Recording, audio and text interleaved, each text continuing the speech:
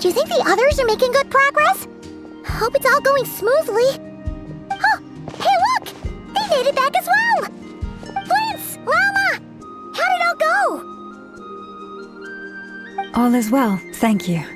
Nefer and Yehoda had to stay at the curatorium to wrap things up, so they won't be joining us for now. I ran into Miss Nefa and Miss Aino on the way back. Their work is still in progress, so I suspect they won't be back for a while either. You seem rather cheerful today, Mr. Flint's. I certainly am. I achieved what I set out to do and came away with more than I bargained for. Fighting alone can get quite tedious, but I had the good fortune to run into a pair of brave young warriors. We meet again. How have you been? Albedo! What are you doing here? That would be a natural assumption to make. It's also the correct one. These two courageously lent me a hand while I was fighting the wild hunt. When they told me they were Servarka's colleagues, it all made sense. And given how people of outstanding talent tend to cross paths, it's no wonder you're already acquainted. So, who's your travel buddy, Albedo? Why don't you come and introduce yourself?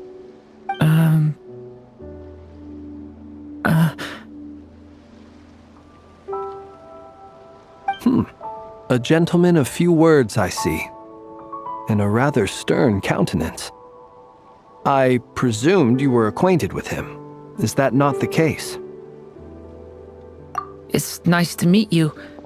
Again. We've technically met before. Wait a sec! You're Minnie Durin! That's right. It's me. I'm glad to see you again.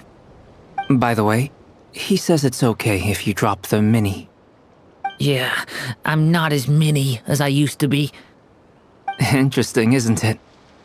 The first step towards blending into human society appears to be reflecting on whether one's name really reflects who they are. Wow! You look so different! In a good way, of course. It's great to see you looking so healthy. Thank you, Paimon. And although you're as mini as ever, I understand that diminutives don't always convey endearment. I'll be sure to simply call you Paimon, as a sign of my great respect for you. Wow! You're such a smooth talker now. Paimon could get used to this. From now on, you may refer to her as your esteemed guide, Paimon.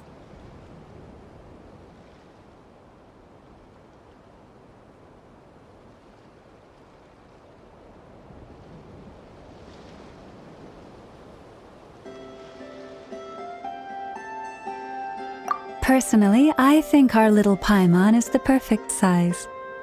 When people call her Little Paimon, it's just because she's so adorable that they can't help themselves. If that's not a sign of endearment, what is? You're absolutely right, Miss Llama.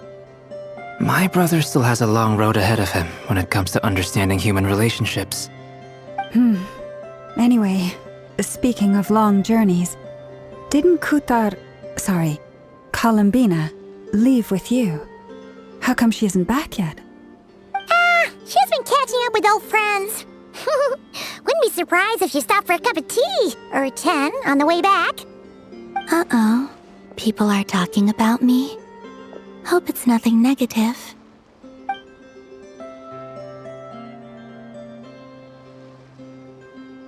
Judging from your expressions, I'm guessing it all went well? It's getting crowded here. I'll go grab some chairs. No need. This is a job for an alchemist. I'll whip some up momentarily. Thank you for your hospitality, ladies and gentlemen, but I was merely escorting my friends back.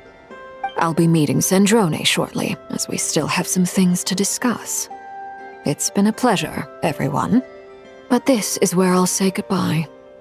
We really appreciate your help. Oh, come on.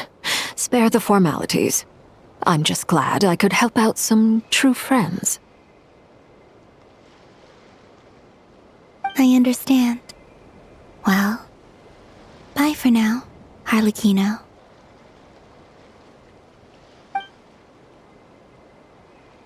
Oh, this place is hopping. It's probably a good thing one of us left.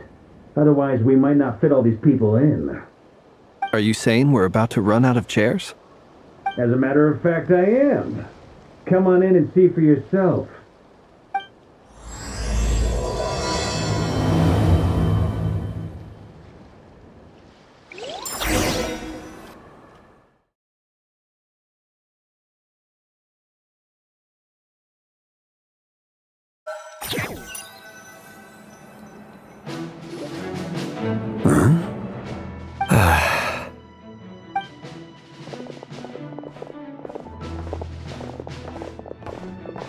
I overheard your little chit-chat outside, by the way. With Miss Columbina's colleague gone, we should be back to the original crew plus the other colleagues I brought in. Though, it looks like we have another new face. Someone else managed to rope in a colleague too? Frankly, you and Paimon are the only people I know here. This here is Deansliff, colleague of Teyvat's greatest guide, Paimon, and greatest adventurer, the Traveler. Well, not exactly colleagues, more sort of friends. When someone else jumps in to do the announcing, you know you're speaking to someone important. Let's hear what he has to say. Note to self, once Paimon knows your name, the rest of the world will soon follow. When he comes looking for us, it's usually something important. Paimon's guessing you've heard about the Wild Hunt, then. From the looks of it, you're about to hold a meeting. If I were to say that the Wild Hunt is our mutual enemy, would that earn me a seat at the table? As the saying goes, the enemy of my enemy is my friend. Mr. Dainsliff, there's a seat with your name on it. Though, I can't promise the same for everyone else. Hey, Albedo, think you can rustle up a couple more chairs? After all this time apart, Grandmaster Varka's first order is to rustle up a couple more chairs. I've missed this. Is he being sarcastic? Hey, he's your brother. Why are you asking us? I've still got a lot to learn about the nuances of human conversation. Trying to decipher Albedo's way of speaking has been like jumping in at the deep end. Oh, good point. Paimon gets you now. Don't sweat it. There are people who go their whole lives without getting the hang of it. You're ahead of the game already.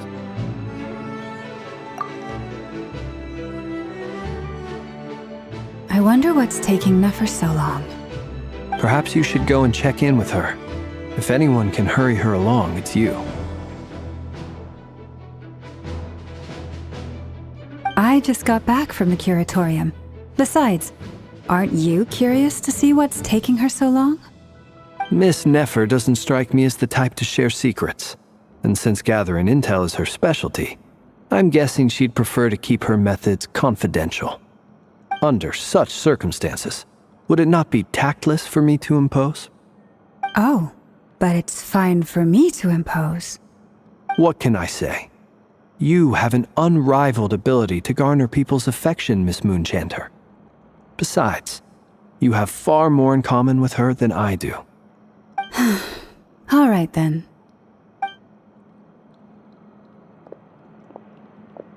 Impressive. She barely fought back at all. I admire your powers of persuasion, my friend. As I'm sure Miss Lauma will realize soon enough, the trick in life is to always pitch in with other people's responsibilities so that you can be selective with your own. Another trick is to simply hide in the background. Spoken like a true sage. Anyway, looks like we've got some time to kill before the meeting. Let's take a little breather, folks. And feel free to chat amongst yourselves. We'll get down to business once the other two arrive.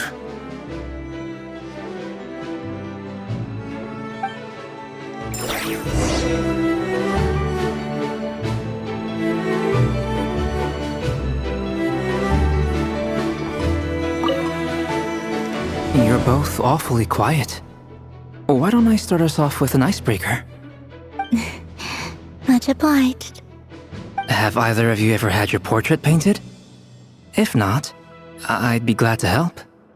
That sounds like a lovely idea. You know how to paint, then? I dabble occasionally. He's an excellent painter. Tables, chairs, people, dragons, you name it. He'll paint it for you. I'm flattered. If I ever get the chance, I'd like to give it a try myself. I'll bear that in mind. Anyway, how about you, Durin? What sort of portrait would you prefer? Oh, I'd be fine with anything. Whatever style feels best to you. Very well. Then I'll play it by ear. You can replicate any style I want? I can try. If you show me a sample, I'll do my best to match it. Thank you. In that case, I'll dig up some reference material for you.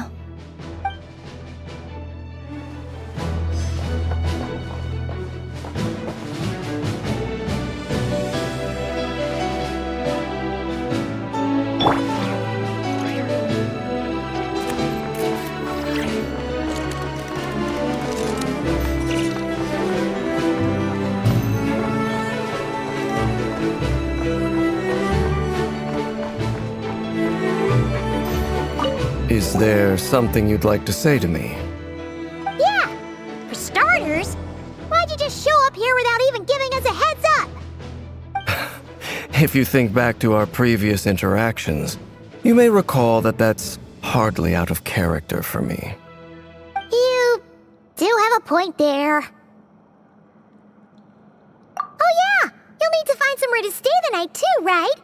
Want to tag along with us? You never know. We might get a group discount.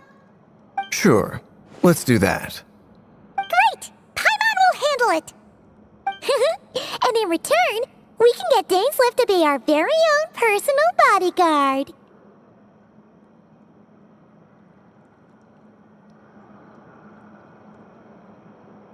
If that's what you had in mind, you should have said so sooner. I'd be happy to help. Oh, okay then. Paimon was only kidding, but good to know. Anyway, since we're all here together, we might as well watch each other's backs. That's just what friends do, right? Indeed. Thank you.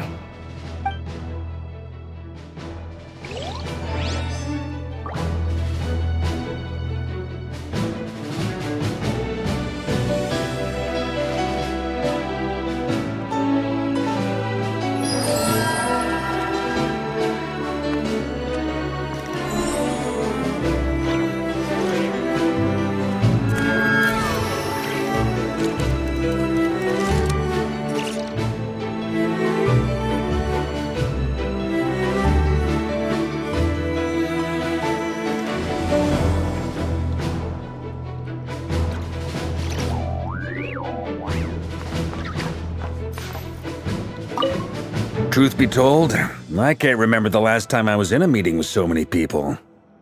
You're not alone there, my friend. The Lightkeepers also struggle to bring everyone together for a serious discussion. I don't doubt that. I've only ever met two Ratniki, one being you, and the other being that young guy, Itlua. Itlua is a good apple. I'll give him that.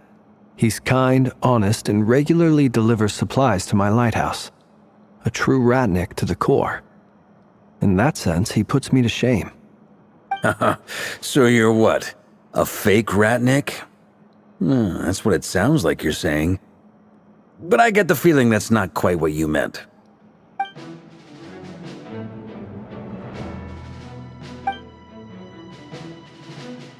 Come on, why the awkward silence?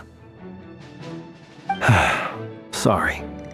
I'm not even gonna bother trying to hide it. You've known all along, haven't you, my friend?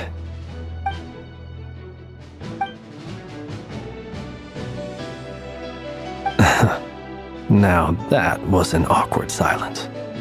Let's just keep this between ourselves. Probably best if Eloa doesn't know, huh?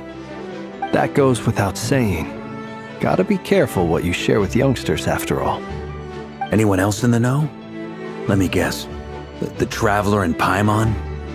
It's dangerous being too sharp for one's own good, you know. Then, in the name of the Animo Archon Barbados himself, I swear your secret's safe with me. When we went for drinks, you said that you and Barbados were practically best buds. In the light of that claim, do you really expect me to take your oath seriously? Of course. Just as long as you don't go spreading around the fact that I'm close with Barbados, all right? Fair enough, then. Nothing like a bit of mutual leverage to seal the bonds of friendship.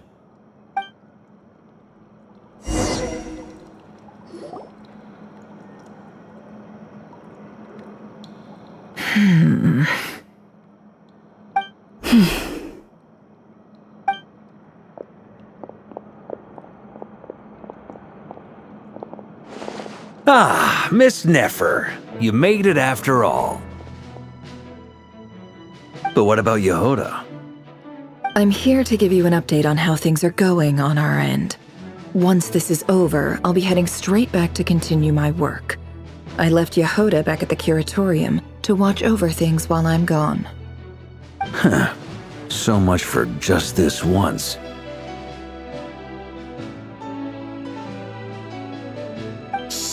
Not so loud! We're on a roll here. What if she remembers and suddenly decides to back out?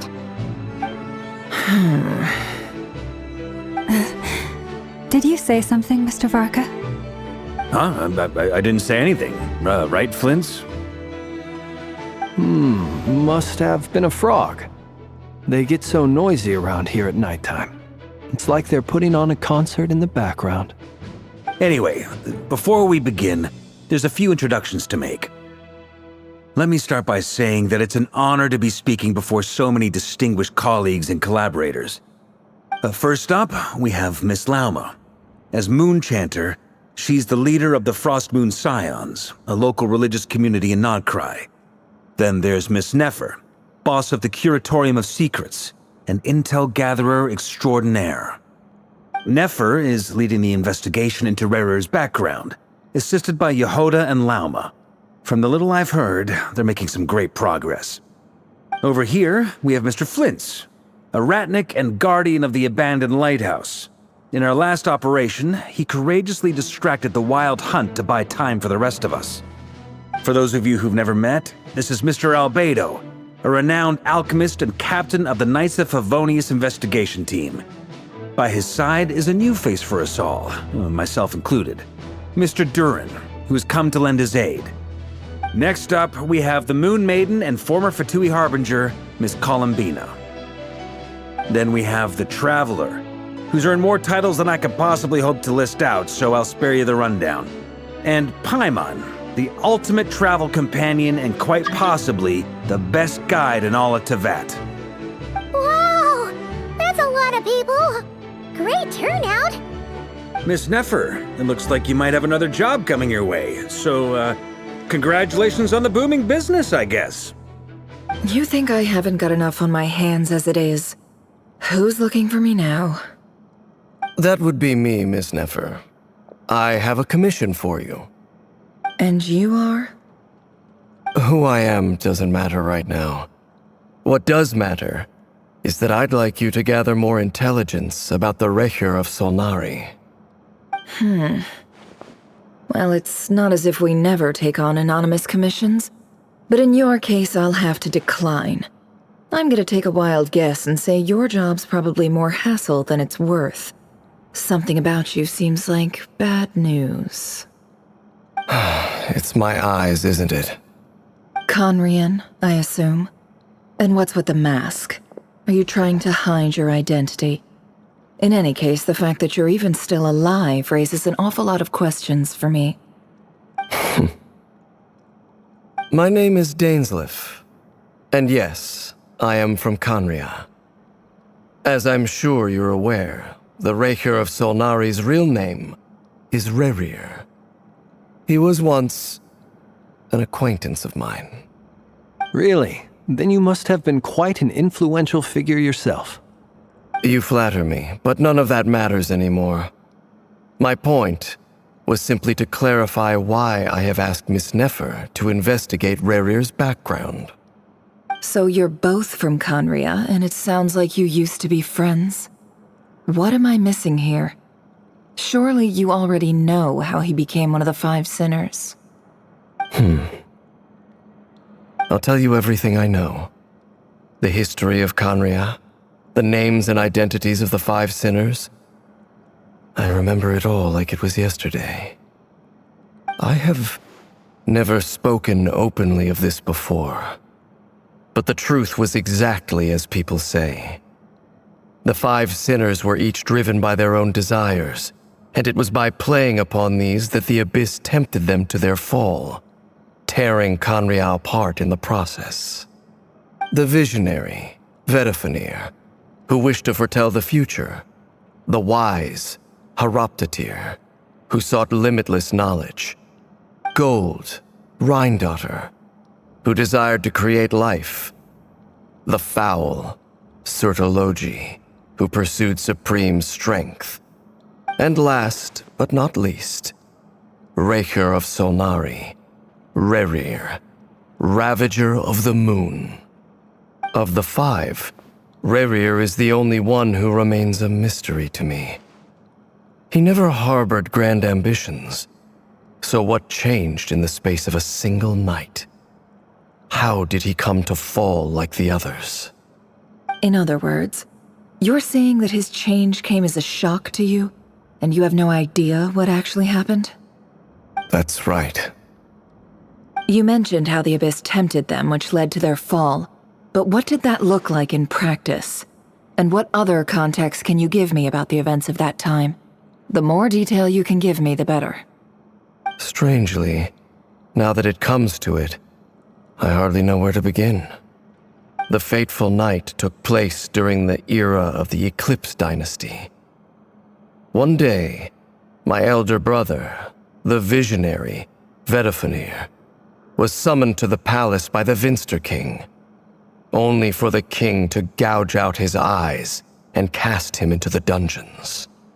When I came to hear of this, my fury knew no bounds. I gathered together every ally I thought I had, and together, we set a night to storm the palace and free Ved. Centuries on, the memories of that night still haunt me like a never-ending nightmare. We broke through the palace gates, just like we had planned, each striking towards our separate targets. But then, I was betrayed. Even Vedifenir, the very person I had come to rescue, abandoned me and partook of the Abyss's power. So, it's personal after all. Then tell me, Mr. Dainsleif, what price are you willing to pay? You, of all people, must know that nothing comes for free. I cannot say what price would be worthy of such a commission. But know this. Rerir was not always a madman. Believe it or not, there was a time when he was just an ordinary man, working for the Conrian Intelligence Service. Uncovering the truth of Rerir's past is the only way to unravel this mystery. But before you decide if you will accept my commission, I will tell you more about him. Enough, I hope, to help you plan your next move. Sounds pretty good to me. Feels like we just flagged down a random passerby, only to discover he's actually a master strategist who has a score to settle with our enemy.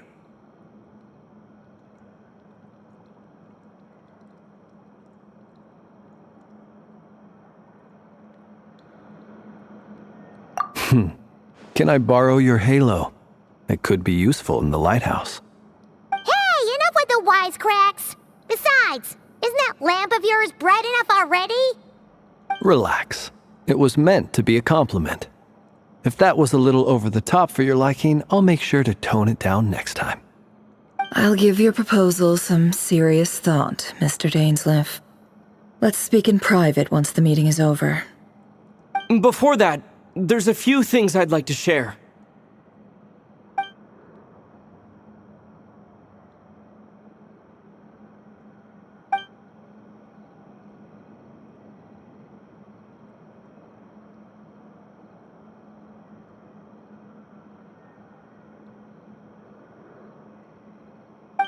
Now that we've united the hearts of the three moons, your power should be greatly enhanced. But it seems like that hasn't happened yet? I believe it will take a little longer. You've done so much for me, so I want to be completely honest with you all. Even though I'm doing a lot better now, the truth is, my recovery will likely be an ongoing process. From the moment I was born, my power has been slowly ebbing away. And that is because Tevat has never accepted me.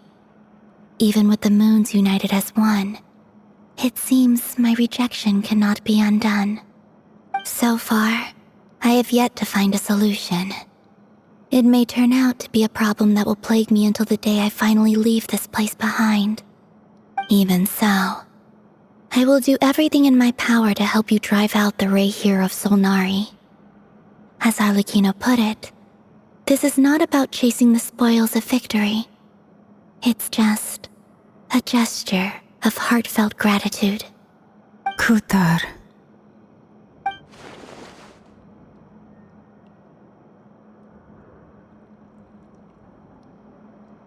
Defeating the Ray here of Solnari will be no easy task. While my strength slowly recovers, we'll also need to gather more intel.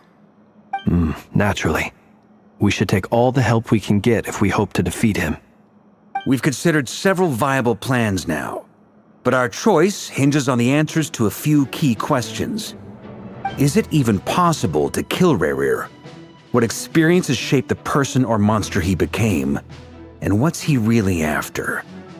Given Albedo's expertise in alchemy, I think we should leave him to try and answer the first of these questions. Understood. As for the other two, I'm afraid we'll have to count on you again, Miss Nefer. Believe me when I say it's not my wish to burden you. But right now, relying on your skills is our only option. So you're placing all your hopes on me, huh? We can't thank you enough for agreeing to help us. Honestly, I can hardly believe how lucky we are. You sure have a talent for changing your tune, Miss Moonchanter. Timid like Yehoda one moment, then flinches insincere flattery the next. Ladies, please. I must object to your portrayal of me. That's all. Feel free to keep bickering. Just pretend I'm not here. I almost don't want to leave this room. I'm curious to see how this plays out. I have faith in you, Miss Nefer. Something tells me you'll stand by us until the very end. Oh? And what makes you so sure of that? What if I suddenly decide that my compensation is insufficient? This isn't about the money. I can sense that you've got a deep-seated distaste for Rerir. And knowing you, that alone is motive enough. Look at them getting along so well. Like two peas in a pod. And I'm the one they accuse of insincere flattery. There is no justice. Miss Lauma, you have to understand something. Unlike you, I don't actually enjoy having everyone's hopes on my shoulders. Is that right? Well, maybe the fact that I'm willing to put my hopes in other people says more about me than you. But the fact is, I also trust you. And that's because I know that you're someone we can count on. Anyway, we've got our plan, so let's get moving. Mr. Dainsleif, let's talk. And Traveler, once we're finished, if you've nothing else planned, I'd like you to come with me. This whole experience is teaching me a lot. For instance, I now know that when other issues come up in the future, I'll have far more luck getting Lauma to convince Miss Nefer than trying to do it myself. Hate to say it, friend, but that's one of the funniest things I've heard in a while. Why? You think I've got it wrong? Quite the opposite. But what makes it so hilarious is how long it's taken you to realize.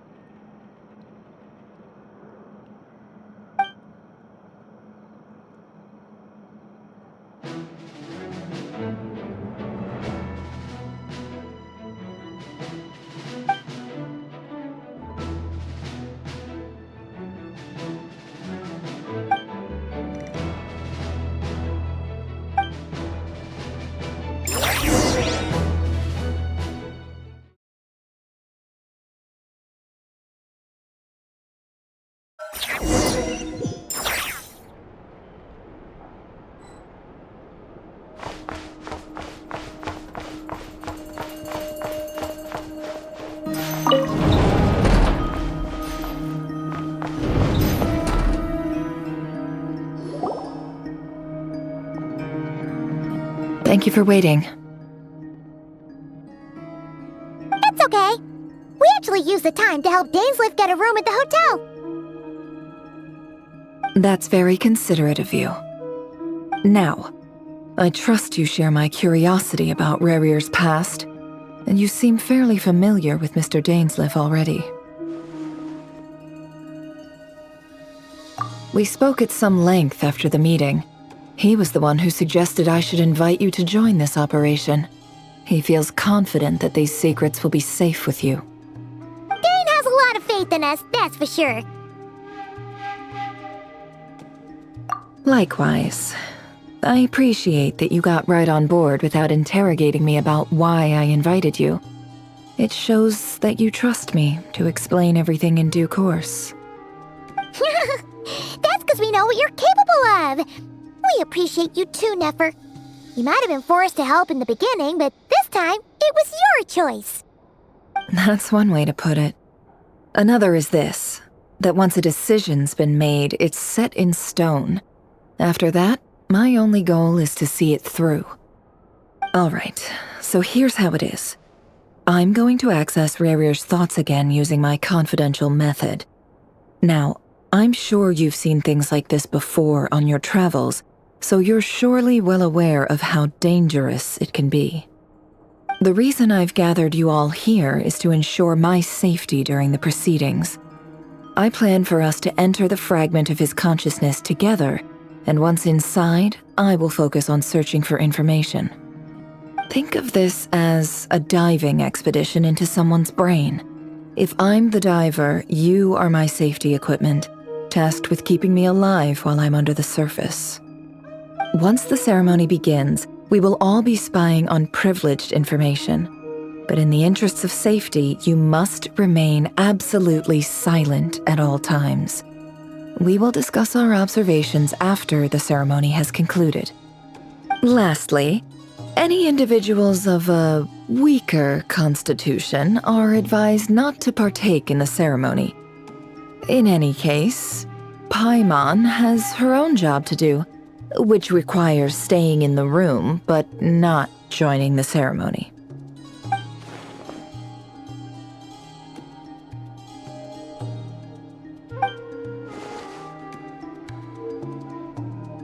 Well, good luck, everyone. Sounds like all Paimon can do is cross her fingers and root for you guys. There's a little more to it than that. I was being serious when I said you have a job to do. While the rest of us are inside Rarier's mind, it's imperative that we have a team member on the outside. In the event that something goes wrong, you will be our first responder. I don't anticipate any issues, but the extra level of safety will be greatly appreciated. I second that. This is a dangerous operation here, and you're our whole rescue team. That's pretty much the most important job in the crew. So, Paimon's like the lifeguard? Yeah, that makes sense. All right, got it. Good. Please, take a seat. We'll get started momentarily.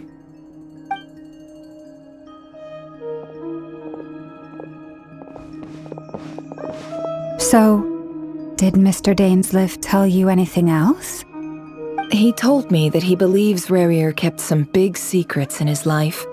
He's not sure that they were the cause of his eventual downfall, but he's asked me to uncover what those secrets were all the same. But surely you're not planning to go through with this, no matter the cost. If you think that, you'd be overestimating me. I'm a businesswoman, not a mercenary. But I do have my own professional reasons for taking this job. You think I'd turn down the opportunity to get a first-hand glimpse into Conrian history? No chance. Well, as long as you don't let morbid curiosity get in the way of safety concerns, we're good. We'll do whatever we can to help you. You're such a killjoy.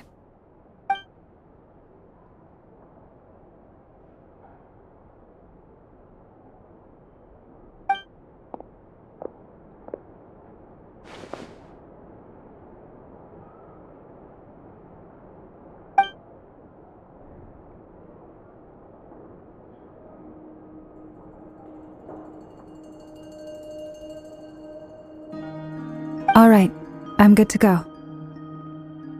All set over here, too. Promise, Paimon, you'll be extra careful. All right. Let your whole body relax. We're about to begin. Close your eyes.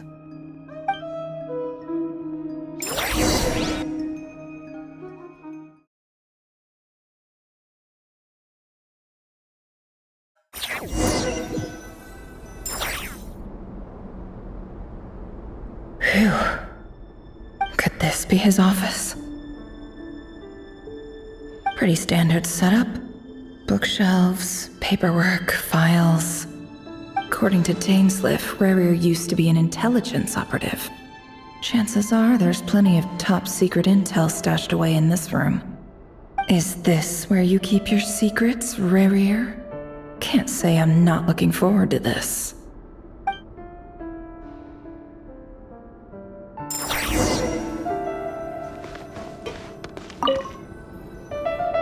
A file tucked inside a folder. The title reads, Dear Breakfast Shop Owner. It's a list of names. But at this stage, I have no idea who any of them even are.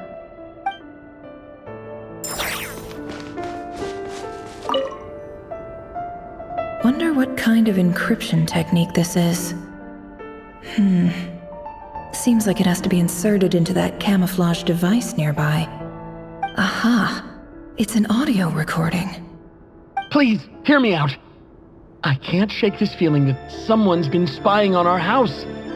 No, I'm not being paranoid. It's true. I saw someone dressed in all black. It was a couple of days back, but that was on another street, not near my house. I swear, I know what I saw! There's a note in the margin. Surveillance of the Runfather residence has concluded. We apprehended the target and filed the mission report last night. Could the voice in the recording belong to one of Rarier's targets?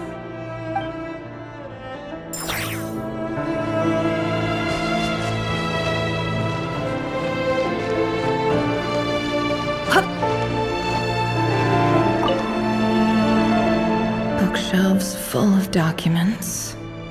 Looks like these are all files, packed with the personal details of individual Conrians. The Crimson Moon dynasty preceded the eclipse. Since Rarier worked as a secret agent during the latter, it stands to reason that he was tasked with purging remnants of the old dynasty. Yep, lines up exactly with what Dainsliff told me.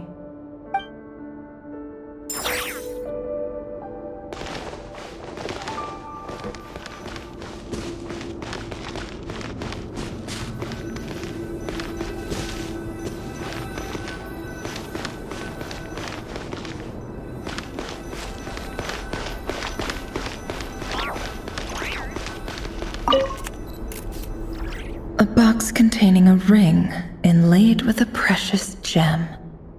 Must be for his girlfriend.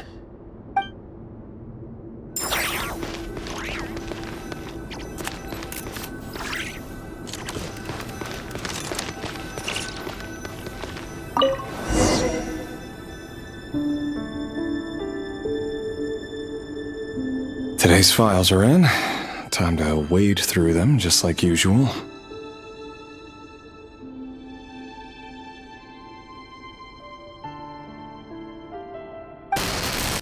Male, 51. Occupation, cook.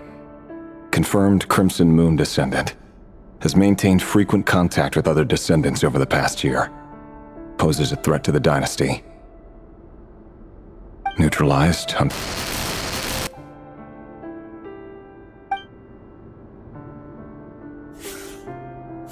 This one should be archived under purged targets.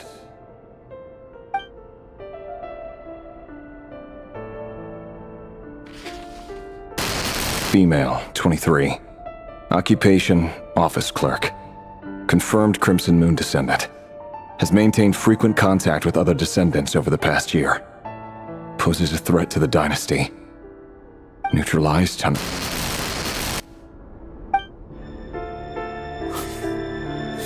Another one for purged targets. Sounds like she was that other man's daughter. Never mind. What's it got to do with me?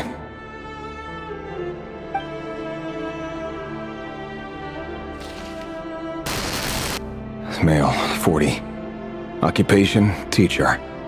Confirmed Crimson Moon descendant. Has been observed making contact with other descendants during the past year. Poses a threat to the dynasty. Neutralized on...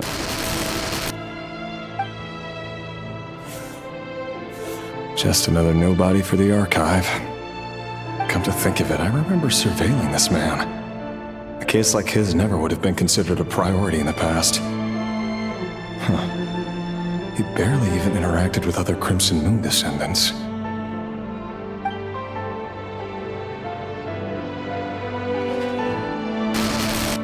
Female, 16. Occupation, none. Orphan and confirmed Crimson Moon descendant. Has been observed making contact with other descendants during the past year. Poses a threat to the dynasty. Neutralized on...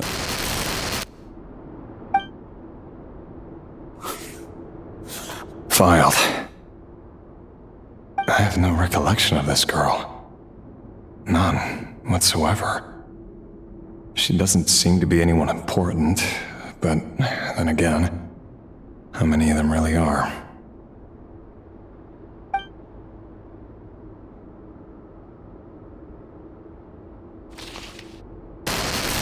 Female, 13.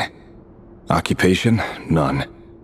Orphan and confirmed Crimson Moon descendant. Has been observed making contact with other descendants during the past year. Poses a threat to the dynasty. Neutralized on...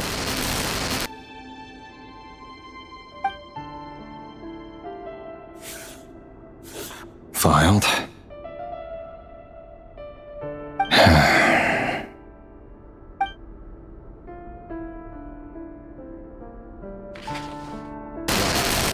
Male, 11. Occupation, none. Orphan and confirmed Crimson Moon descendant. Has not been observed making any contact with other descendants during the past year. Poses a threat to the dynasty. Neutralized and...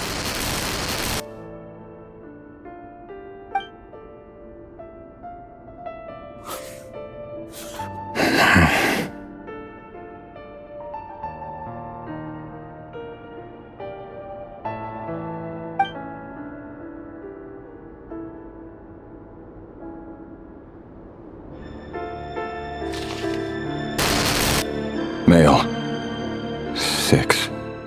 Occupation, none. Orphan and confirmed Crimson Moon descendant. Poses a threat to the dynasty.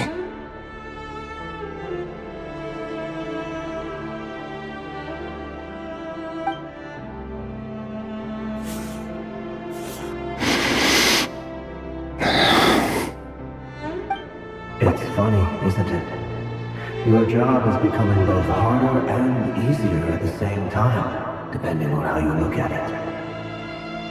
Sooner or later, the Crimson Moon descendants will be completely wiped out.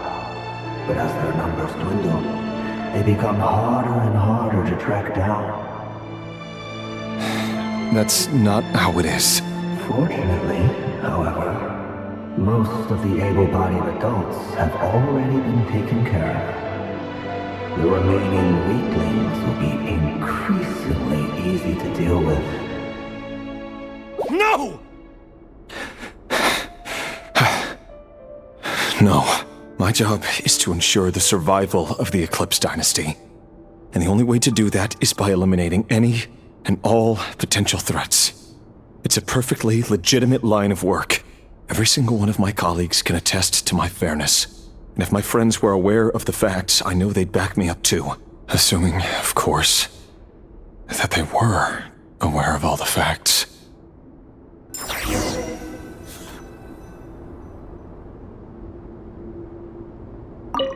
He looks even gloomier than last time. I wonder what's changed.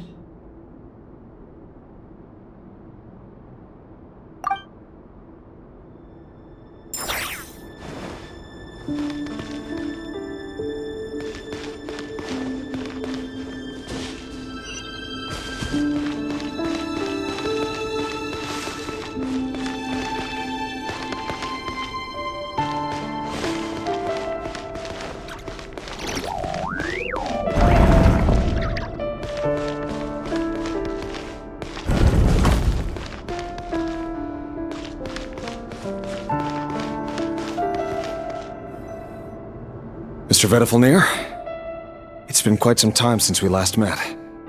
Rerir, I trust you're here because you have something important to discuss. Forgive me. I wasn't tuning out, it's just, I noticed you didn't even phrase that as a question. As if you knew I was coming. Tell me, does someone in your position ever feel the need to ask questions at all? It is indeed within my power to foresee certain things. Things like your arrival. I was just thinking. It won't be long before I'll be inviting both you and Dane to my wedding. That isn't a lie, but nor is it a fact as such. It's a wish, isn't it?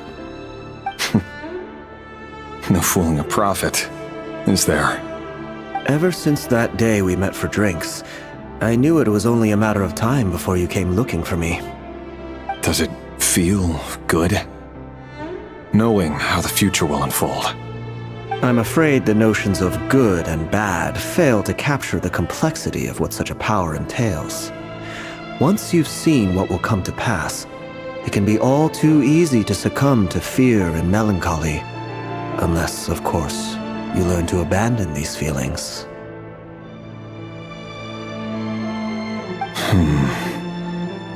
You fear my silence, and long to hear the words I left unspoken that day. That's right. You must have noticed my reluctance to broach the subject, and the reason is simple. Because the truth could never have lived up to your hopes. For both our sakes, such words are better left unsaid.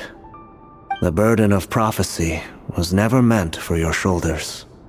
So who exactly do you deem worthy to hear your prophecies? None but our exalted king? Or rather, our king as he once was. You're closer to his majesty than I am. You must know better than anyone how much he's changed. You say that as though it is to my benefit. Yet precisely because of that, I dare not speak rashly. A king can turn out to be the most virtuous of rulers, or a tyrant more terrible than the most vicious of dragons. You are so wise and far-sighted, yet still you would have me live in fear of the unknown? You make a fair point. Especially given my silence alone was all it took to send you spiraling downwards. Very well then. Let me offer you some advice. And I say this not as a prophet or a visionary, but simply as the brother of your friend. For many reasons, there is very little chance of your marriage ending in happiness. If happiness is what you seek, you should find another fiancé.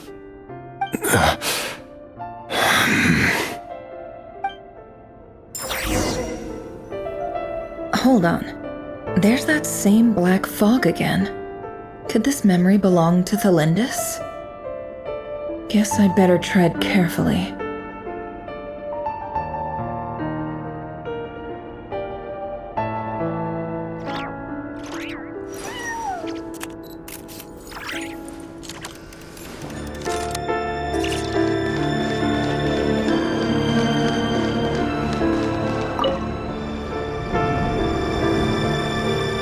Wait! Hear me out. This time we finally got a clear look at his face and learned his true identity. His name is Rayrir, and he claims to be one of the king's guards. What did you say? A cruel irony, isn't it? The man you're set to marry leads a double life as a brutal executioner. Why are you telling me all of this now? Simple. It's because I want you to kill him. You are the only person he would never suspect. No, absolutely not. I would never dream of doing such a despicable thing. So you'll just stand by and watch him slaughter us to the last? Do not forget that the blood of the Crimson Moon flows in your veins too. The blood of the Crimson Moon? What does that matter now? The dynasty has long been dead and gone. You think that alone is reason enough for me to throw away everything I have? Why wouldn't it be? You two were once a child of the Crimson Moon, just like me. Don't tell me you've never felt so much as a flicker of fury for the way we were trampled into the dust. As long as you promise to abandon this pipe dream of restoring your dynasty, I can try to persuade him. Or have him persuade the Vinster King. Persuade the Vinster King? Do you even know why he's so obsessed with hunting us down? Why he keeps trying to force us to hand over our secrets? Over and over again? Or why we refuse to give up on restoring the dynasty? The Vinster King. A blind fool. His eyes clouded by powers from beyond this world. A petty little man with a miser's heart. And he dares to sit upon the throne? Mark my words. Sooner or later, Conria will fall. And it will be his doing. If you can't bring yourself to do it, so be it. Just you watch. It won't be long before calamity descends upon us all. The Rayrir of Solnari. That really is quite a secret you've been keeping from me, Rayrir. But who am I to talk? Am I really any better? I've kept my own past a secret this whole time too. Love should be built on honesty. But ours was born from lies. And yet, is it really so wrong to hide things that would only make life harder? If we don't cover up the parts that no one else should see, how can we go on pretending to be normal? Vedifulnir must have known all this. And that's why he made his prophecy. In the end, nothing stays hidden forever.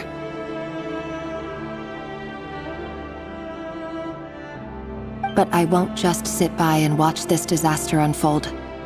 I'll do everything in my power to protect what I cannot afford to lose, no matter who I have to face.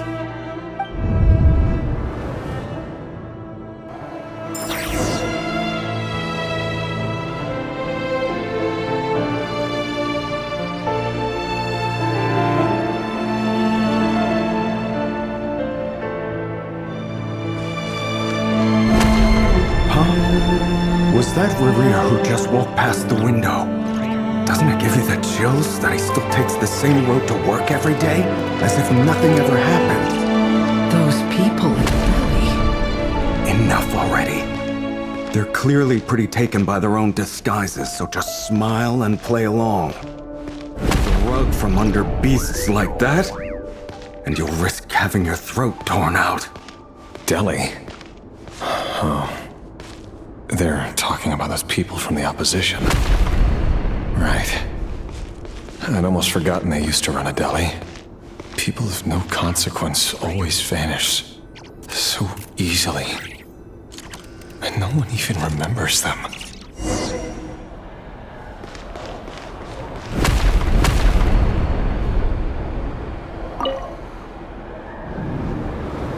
But surely you can see he's not the man he pretends to be! So many have died already, and they say that the king's madness grows with each passing day. We're not going to survive this, are we? But why does it have to be this way? Do we really deserve to die just because of the blood that runs through our veins? Felindis, are you even listening? Sorry, Freether. My mind was off wandering. I heard you, though. You're talking about what Rerir said. He's just following the king's orders. He's a secret agent, and it's his job to hunt down rebels and dissidents. By the time you first met him, he'd already taken lives. Maybe he was using you from the very beginning. No. Rerir has no idea I have anything to do with the Crimson Moon. My family are only distant relatives of the main lineage, and besides, my eyes are perfectly ordinary. Truth be told, apart from my teacher, pretty much no one knows I have any connection to any of it. It's been a long time since my family severed ties. But as Orlog said, who could possibly talk sense into that raving lunatic of a king? No one! I'll work something out. Trust me, I'm with you all.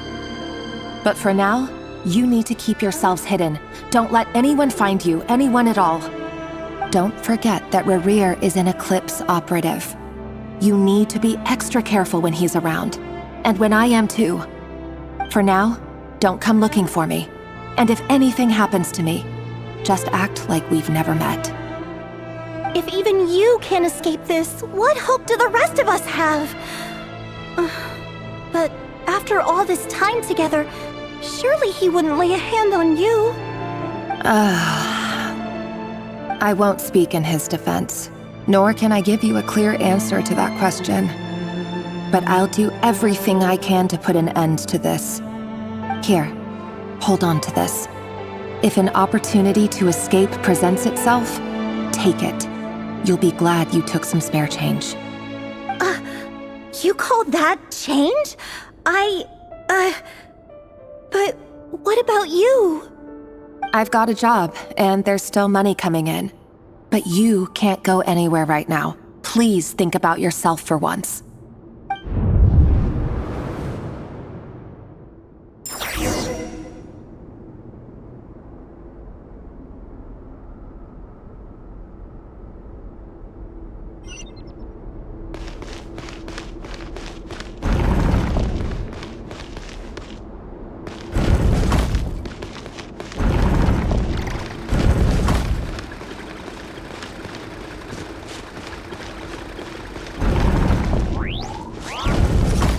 Another day, another round of assassination training. Training ground is just beyond this hidden passageway. When you kill a person, doesn't it bother you when you end up covered in their blood? Why would it? Aren't we all just walking blood bags? But not everyone is accustomed to hunting down others like prey. You've been a hunter for so long now, you seem to have forgotten that most people don't just go around killing one another. Leave me alone.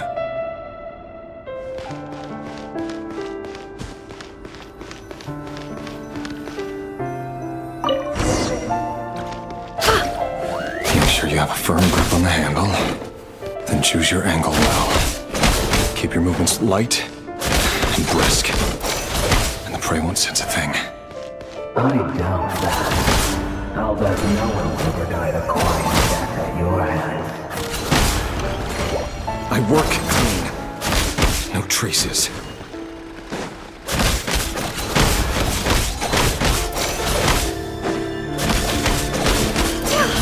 That doesn't make it open and above board. The king just happens to be here now. Probably doesn't. That won't happen. What's changed? Ever since you fell under the spell of that power. Maybe I should take out a handful of the guilty. Keep them all. The ones I dealt with have always been guilty. And I've carried out my work flawlessly.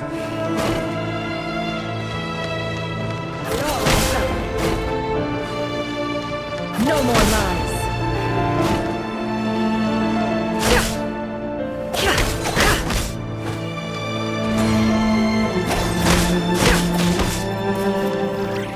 It all adds up.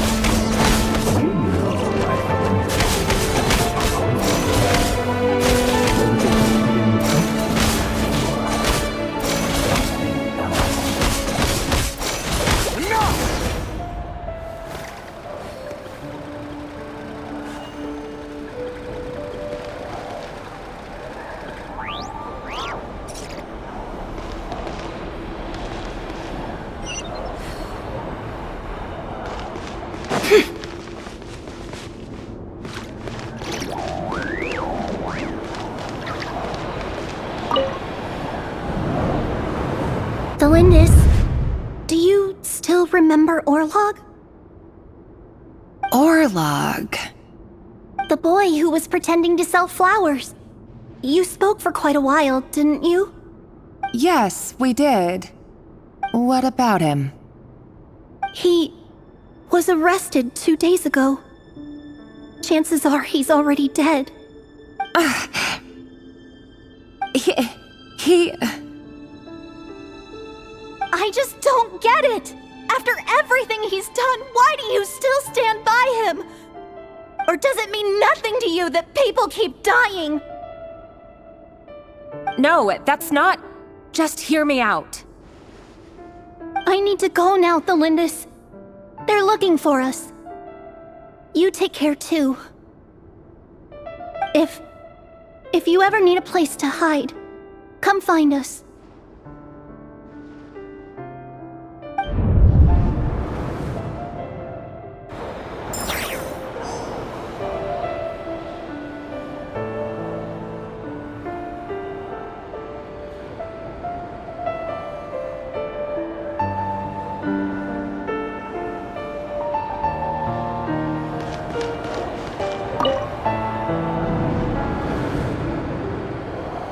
Author Thelindis. Over the course of this week, the research object was subjected to interference for a total of 47 hours for experimental purposes. The results are as follows. All subjects of observation that were sent inside have now... The situation within is proving more problematic than anticipated. No progress whatsoever. What now? Won't you give me even a glimmer of hope? Things are getting worse by the day. I have to find a way or we'll all be in danger.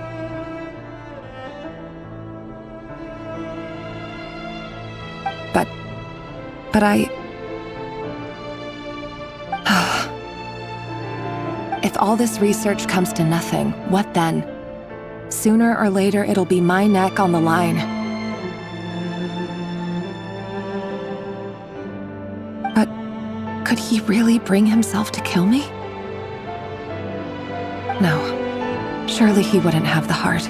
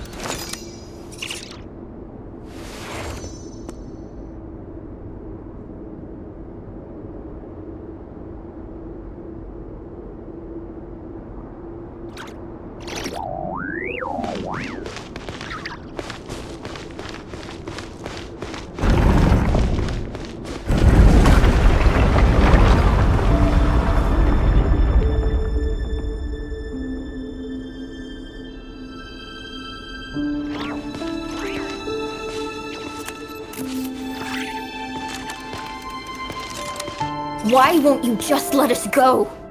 We don't even know each other. All we want is to live ordinary, peaceful lives. You want to live?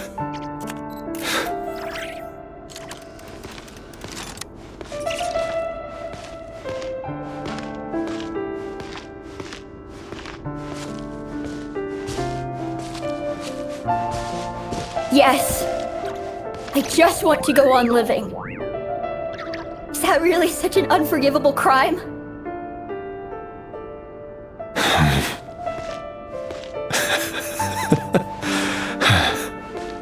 You want to go on living.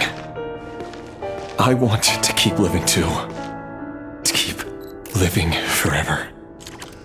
That's why I have no choice but to continue on the path I'm on. If only some savior would suddenly swoop down and change the way the world is.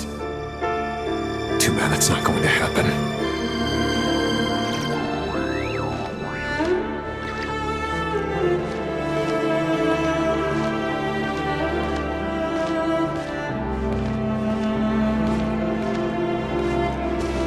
Imagine that.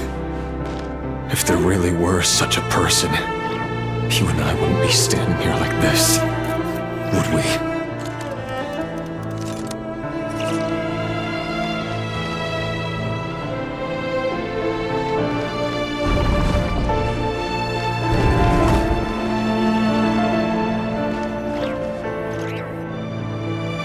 Today's files are in. Time to wade through them just like usual. No, I don't get tired of it. It's my job. And not only am I lucky to have it, I'm good at it too.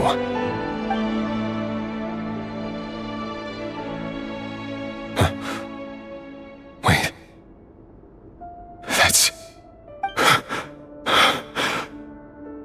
Thalindis? No. No! No! Why? But you bear no mark of the Crimson Moon. How could you possibly have anything to do with them? It cannot be! A diluted bloodline.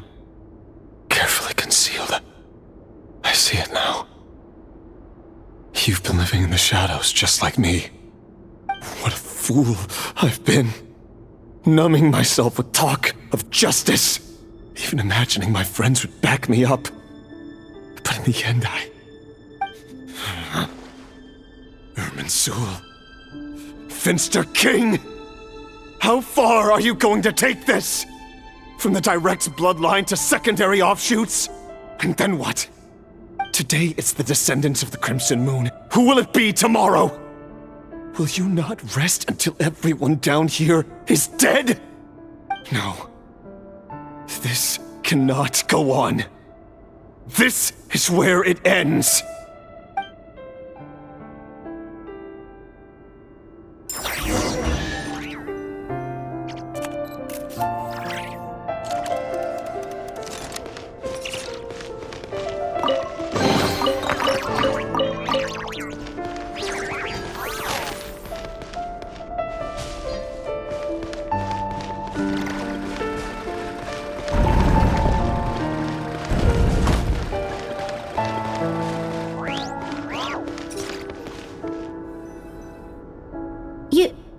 You're really letting me go? I am. As long as you can guarantee that no one will find you. Don't worry, I'll be extra careful. No one will know I was here. But what about you? Me? If you let me go, you won't be able to complete your mission, will you? Good point. In that case, maybe you should stay. No, please! I just want to see the outside world again. To... Go on living? Yes! I know you're a man of your word. So please, just let me go. If I let you leave, what will become of me? Just kidding. Go, now. But remember, don't let anyone know you were caught. We'll be seeing each other again very soon if you do.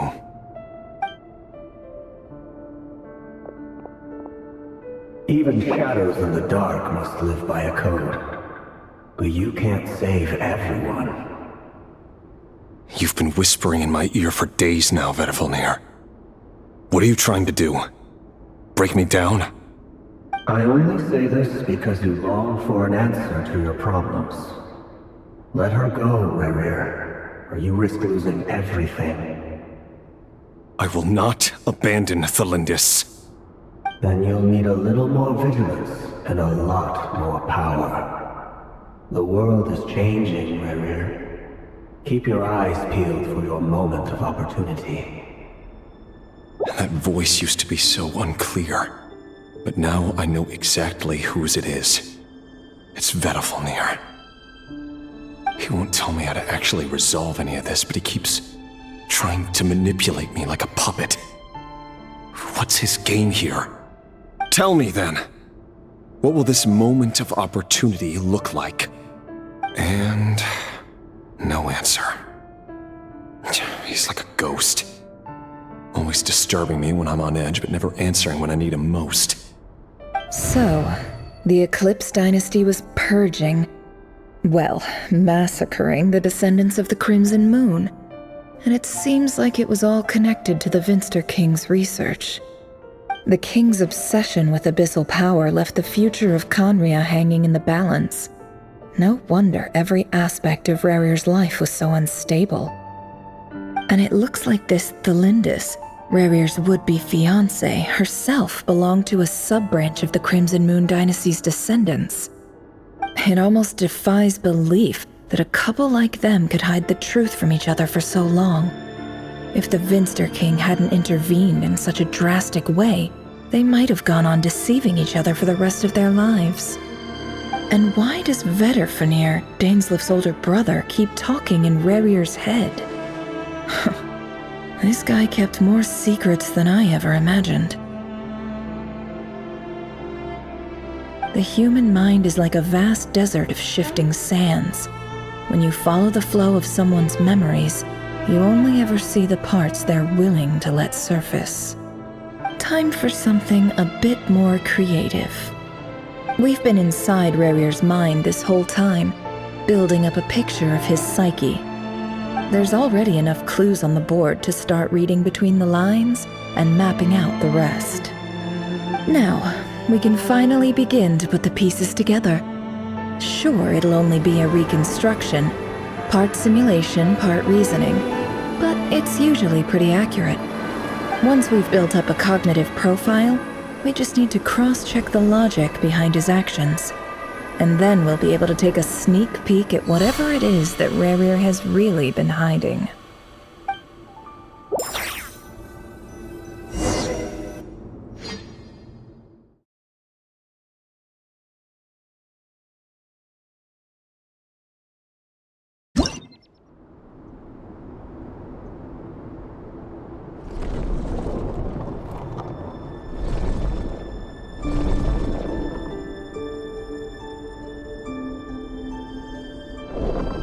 Rerir, are you there?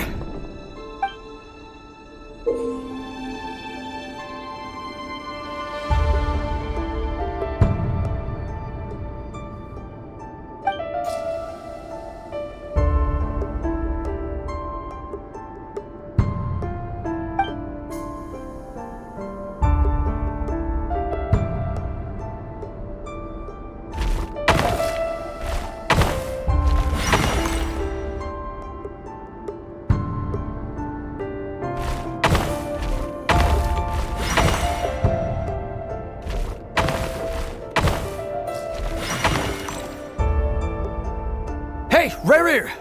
Come out, it's urgent! Dain? What's wrong? Quick, come with me. I'll explain everything once we've met up with the others. Okay. I'll come. But Thalindis is still over at the Universitas. I'll need to leave her a note. All right then, but make it quick. I've never seen Dane so worked up before. Whatever this is, it must be big trouble.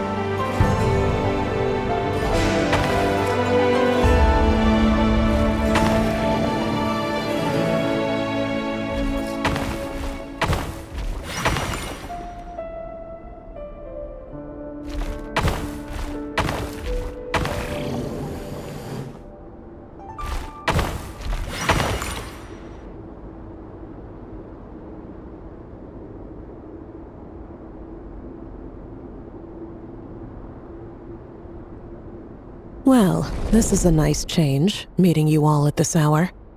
When men and women of ambition can speak face to face in broad daylight, I say that's a big step forward for our dear Conria. Don't be ridiculous. We do not fear the day. Why would we seek refuge in the night? You might ask your blade that same question. I'm told it prefers the cover of darkness. The word on the street is that Sir Elegy only strikes when he has an unfair advantage. But that is patently false. I see you're missing an arm and a leg. Surely only a fair fight could explain that. If this is your way of offering me replacement limbs, believe me, I'll take them. Oh, we can certainly discuss that. With bioalchemy, anything is possible. Assuming I have your full support in my research. Lunatic. Robtatir, what brings you here? Why, Dainsleif, of course. He invited me. Please, cast aside your apprehensions, Miss Rhine-daughter. Whatever the rumors may say, I am but a humble servant of the king, and I can assure you he affords me no greater convenience than he does you. Well, the Universitas Magistrorum won't stop fawning over you, so at least some of the rumors must be true. You're clearly doing well for yourself, so drop the humble servant act. It endears you to no one. You're president of the Universitas Magistrorum, the chief royal mage known as the Wise by royal appointment, and by far the most favored among the 4 pillars of Conria. Vice President Veit doesn't even try to hide his envy when he sees you. My success is the product of hard work and good luck. It's as simple as that. Were the king not such an extremist, I hardly think I would have received a senior post at my age. Of course, no job is without its gripes. Serving a king like ours can be a challenging task, as I'm sure you can imagine. And as for Efterveit, in missing out on the presidency, he's dodged a mountain of stress. Like everything else in life, it comes with pros and cons. You're all here. I apologize for the short notice, but it was an emergency.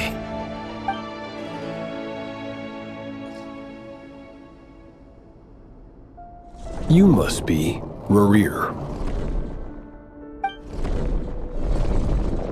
Mr. Sertology. Yes, I handled your case file during your sentencing. Nothing personal, of course. I'm pleasantly surprised that you remember me. You're clearly a person of substance if you've been invited here. But Dainsleif, you'd better have a very good reason for convening this little gathering. It's my brother, Vedofenir. After he spoke at the court this morning, the king was so infuriated by his words that he had him blinded in both eyes and thrown in prison. Vedofenir in prison? Strange. I thought the king trusted him and Horoptatir more than anyone else in the world. Does this mean the king's circle of trust just got even smaller? It has nothing to do with trust.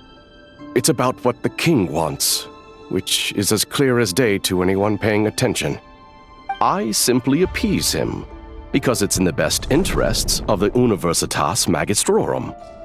And also because you're slimy. Vedafilnir, perhaps less so. But still, a visionless visionary? It rather inclines me to think that qualifications are not what get you ahead in Conria. Do you honestly think this is an important discussion to be having right now? Dane, what are you planning to do? Rescue Vedafilnir, I assume. Correct. It will mean storming the palace by force. Tonight. I need all of you on my side. That's far too dangerous. And don't forget, Dainsleif, you're captain of the Royal Guard. You swore an oath to the throne. You've been planning this for a while, haven't you? I have no desire to commit treason. But whatever critique the king may have of Vedafilnir, disfiguring your most loyal subject for putting the best interests of his court and nation first, this is not the conduct of a wise ruler. My blade will force the king to see the error of his ways. So, Vedafilnir's prophecy enraged the king. I'm sure it wasn't what he wanted to hear, but if he won't take counsel even from the visionary, that is deeply troubling news. The extent of His Majesty's madness is now all too clear. The question is, how does a man like me get out of this situation unscathed? You have noble ambitions, Dane, but I'm afraid they don't do much for a guy like me. I'm not interested in saving the world. All I want is a letter of pardon. A letter of pardon? For whom? Thelindis? The chances of the Vinster King issuing a pardon for anyone connected to the Crimson Moon seem vanishingly slim.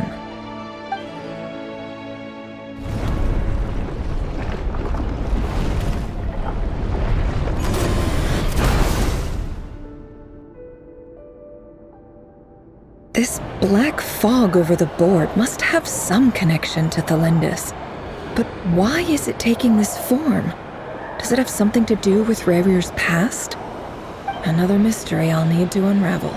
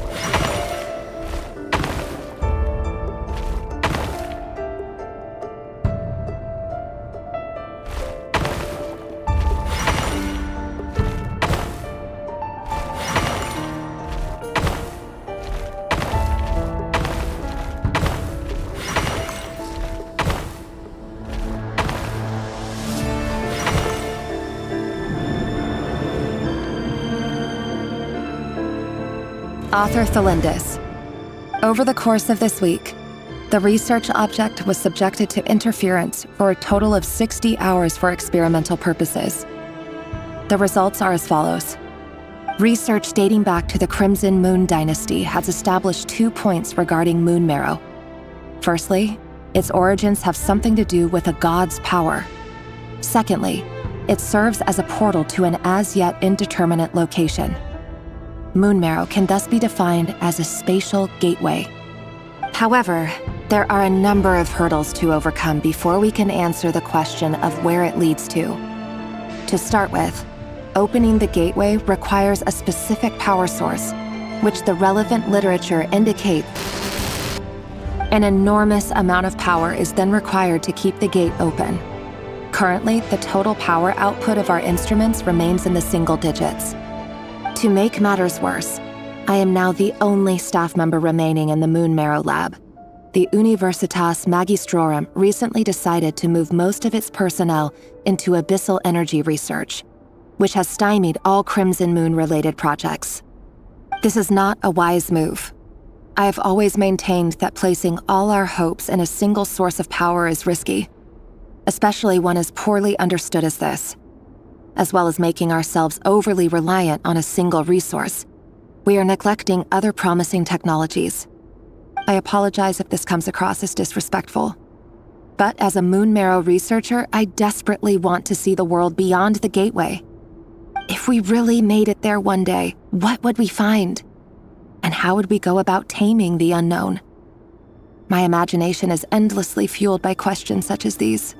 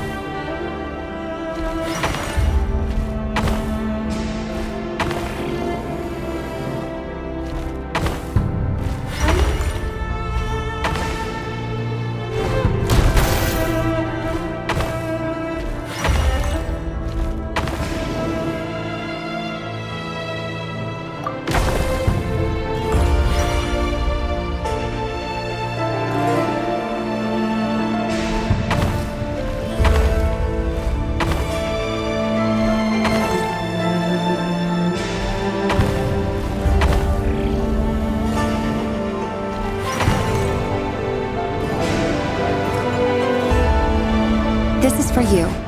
I heard you're gonna leave the city with your parents. Delindis, did you hear about what happened? I've heard nothing. Rerir got back very late last Friday, and he was acting a little unusual, but he slept pretty well, so I'm guessing whatever he did was a good deed.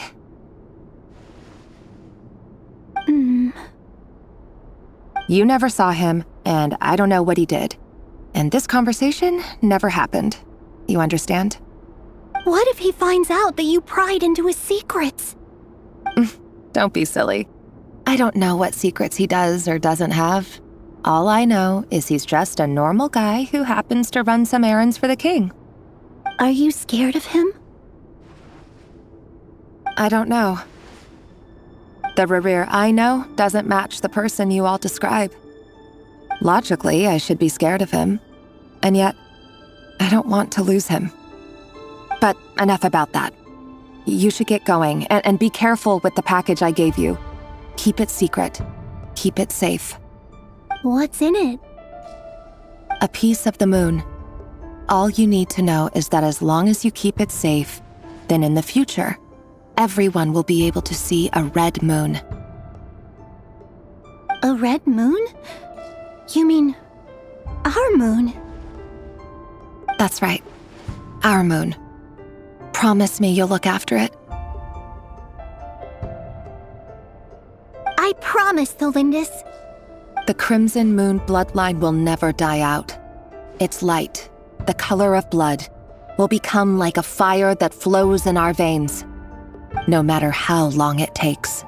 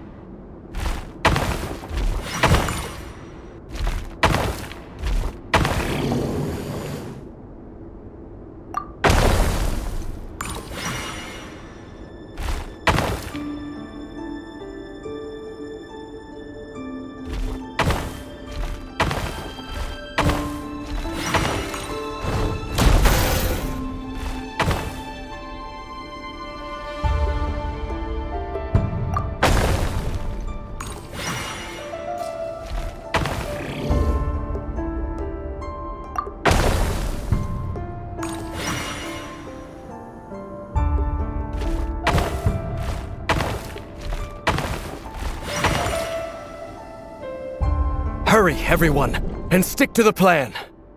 Sir Dainsleif, what are you? Is this treason? You know what happens to those who betray the throne. Please, don't do this! It is the king himself who has betrayed the throne. He has betrayed all of Conria. If you have any love left for justice in your heart, you should join me. It's showtime. Dane and his group will handle the troops in the palace. Then Hraptatir and Rhindaughter will disarm the security measures. My job is to enter the prison and rescue Vedifalnir. Stay safe. Wish me luck. Look after my brother. Draw your blade. It is time for justice to prevail.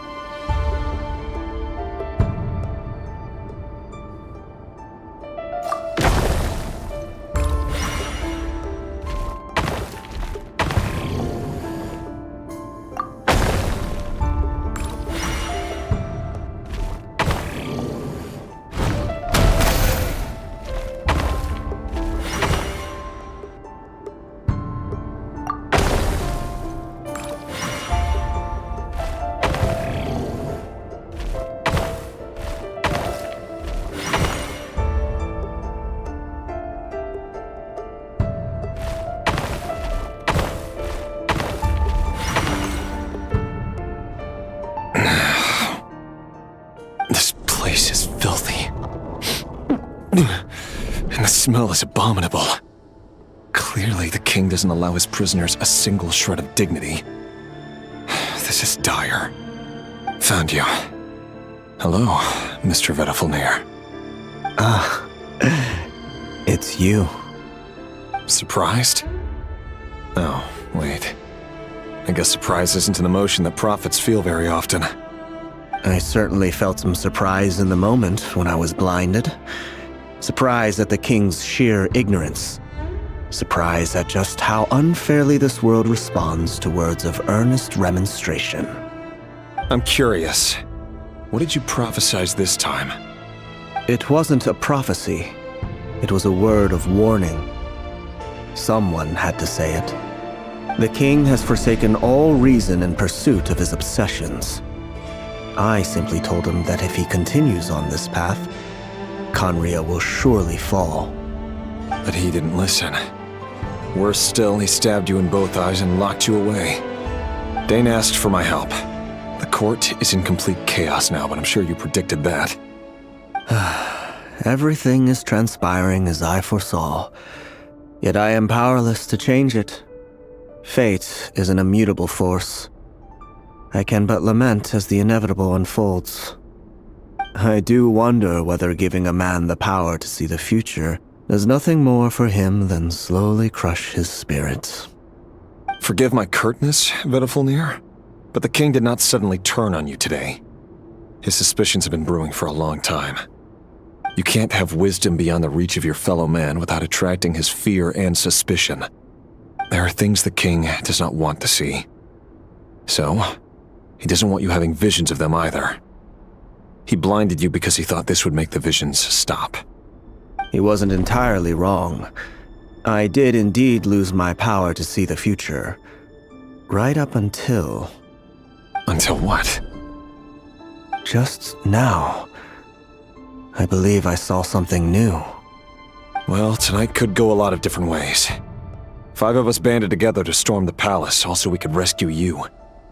This will go down as the most tumultuous day in Khaenri'ah history. I sense hatred in you, but also hope. A desperate hope that with the tyrant deposed, that will be the end of the story. But this is not the end. It is the beginning of a new chapter in a whole new story. There are many men of honor and courage in this world, Rerir. But you are not one of them. You're not here for justice, are you? You're here for yourself. Is that a dagger? Interesting. Why not the polearm? It was always your weapon of choice. With your abilities, I don't doubt that you were able to recover some of your sight. But I also doubt that you want to make an enemy of me right now. Of course not. We're on the same side, aren't we? We could be. But I need you to be honest with me, Vedafilnir. At this point, you're my only hope for the future. You mean your future? With your beloved, Felindis? Yes. And I know there are bigger things at stake here. A dynasty, a nation, maybe the entire world. But forgive me, I care first and foremost about myself. I can't abandon the one I love to save myself. I just can't do it. But you see a broader picture of the future than I. You see the solutions to the biggest problems of our age. So tell me, what is my solution? What's the answer? In matters of fate, answers are either right or wrong. What will be and what will not. Maybe you are willing to pay a certain price in the pursuit of happiness, but unfortunately, fate does not negotiate. That is the cruelest thing about fate. It is unmoved by your sacrifices. That can't be true. I know it's your voice that I keep hearing in my head, urging me to see how the world is changing, to seek more power, so I can protect the things I love. You show me disaster, but you won't show me how to avoid it? Why? Why are you doing all this? My voice. in your head.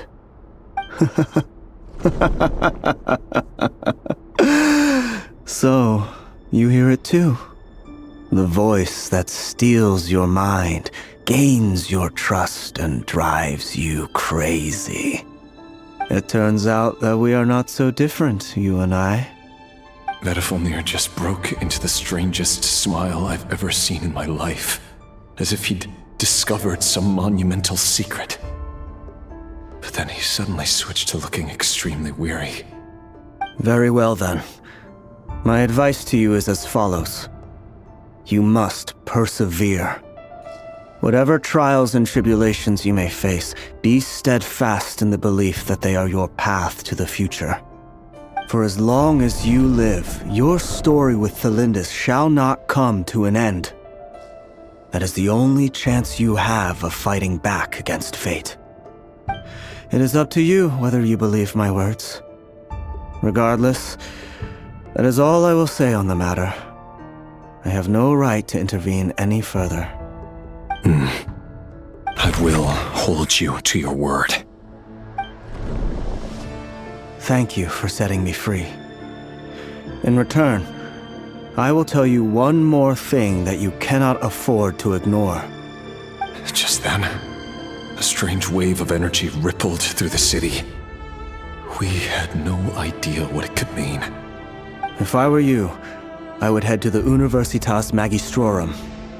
The Universitas? Oh no! I'm sure we'll be seeing each other again very soon, Rerir. Whatever Vedifilnir said, I didn't catch it. I didn't even help him out of the prison. There was no time to lose.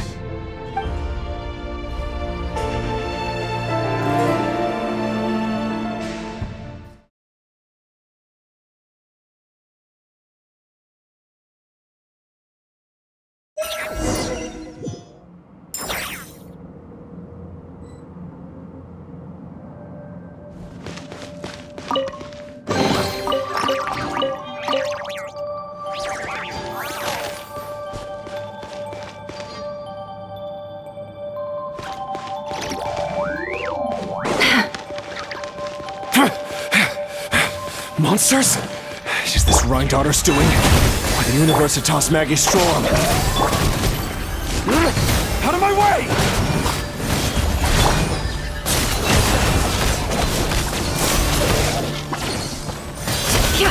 Can't hide the truth. The deception ends here.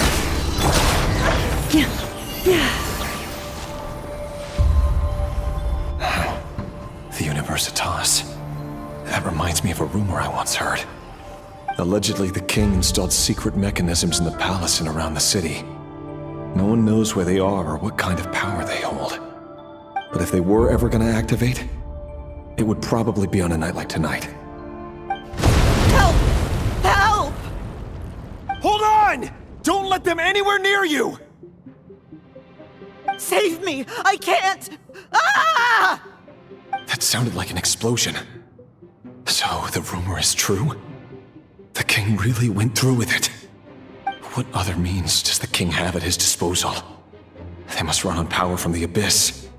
And given it's a major center of Abyss research, anyone over at the Universitas will be in grave danger. I have to hurry!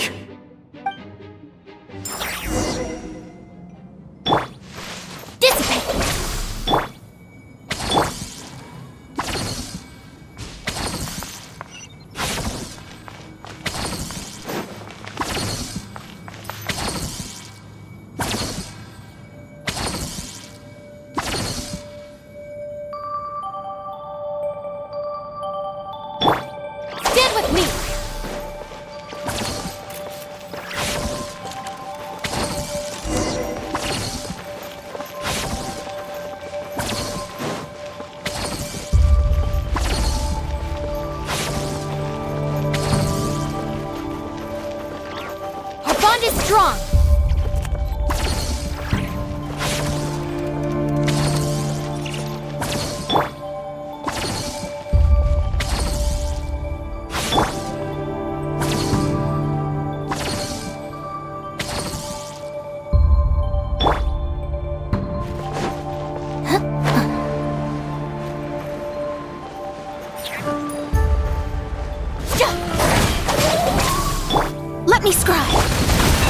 By the frost moon of old. Attack! Lightning purified! It all adds up. No more lies. Delved into destiny, written in the stars. Stand with me. Seek within. Can't hide the truth. Hey there! Dissipate! With one heart, we pray. Receive my blessing. A proper send-up! From this... Hey there!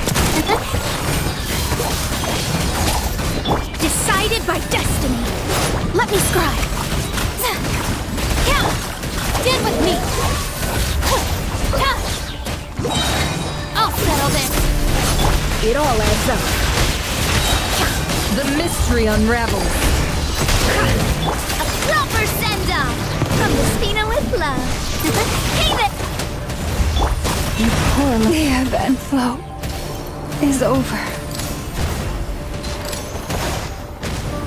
Watch out! Hey there! Just a little longer.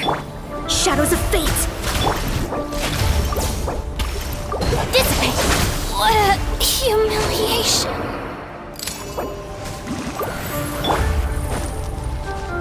Can't hide the truth.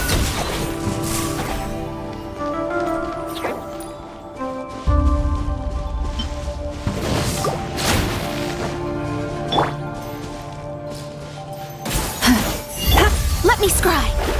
Fate is upon you.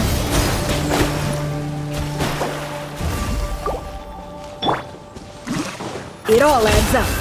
Can't hide the truth. Seek within. Fire! Well, coming at you. Sorry, partner.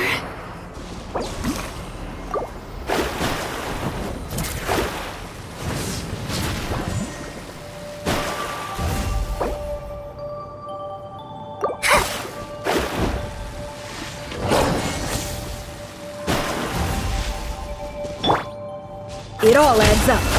Can't hide the truth.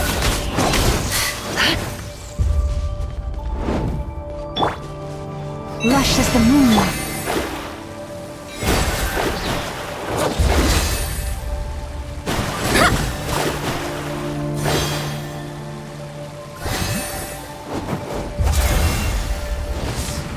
The stars are fading.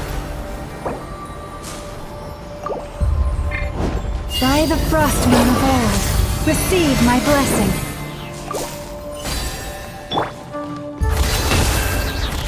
The mystery unravels.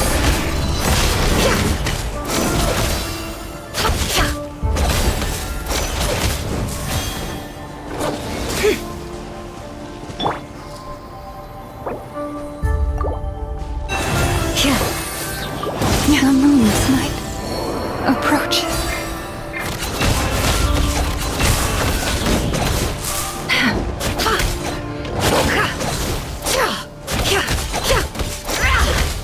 Can't hide the truth.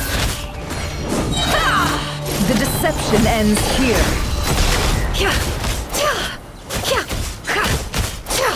No more lies.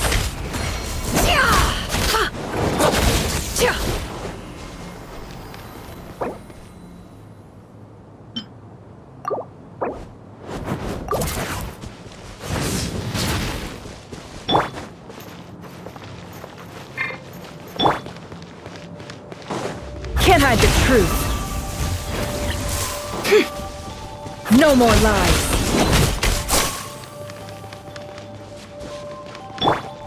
Stand with me.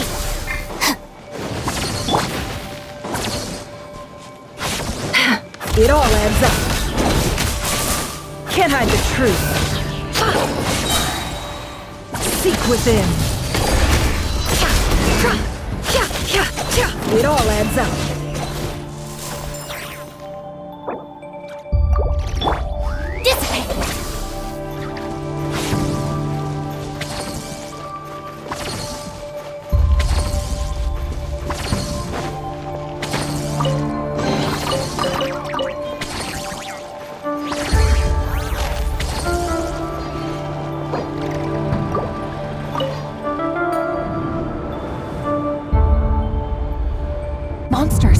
At the Universitas Magistrorum? Why now? Oh no! They're coming! It's no use. The table won't hold out much longer. The weapons. Where are the weapons? Of course. All the lab equipment was upgraded after the inspection last week, but the new weapons haven't been allocated yet. I'm done for. Is anyone there? I need help!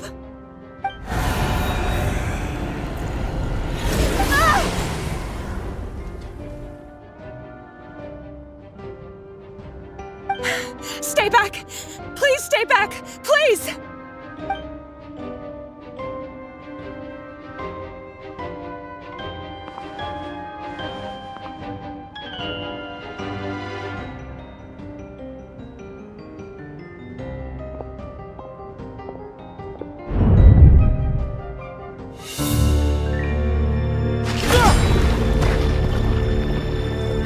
What's that?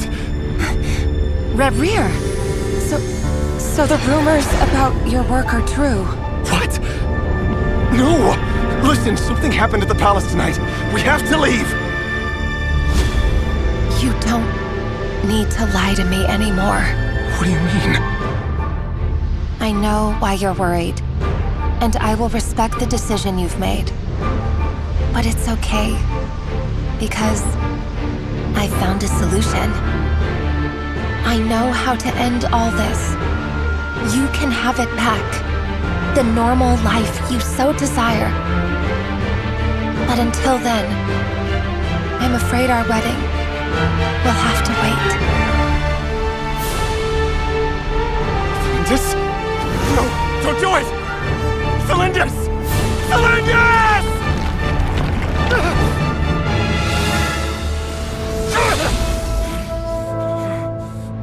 I told you, Reverie. Let her go. You will find someone better. No! No, I won't do it! I have to save her! By what means exactly?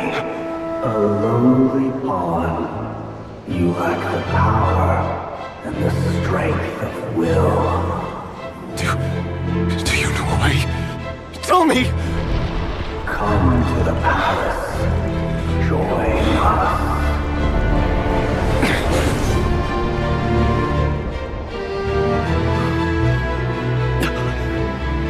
Reverie, thank goodness we... Step forth and take your share. You made it. Not you too.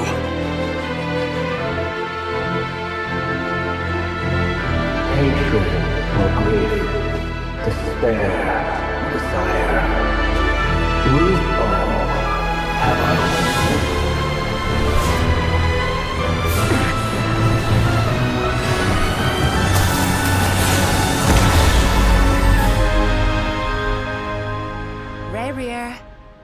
Reverie. Cylinders? Were you daydreaming?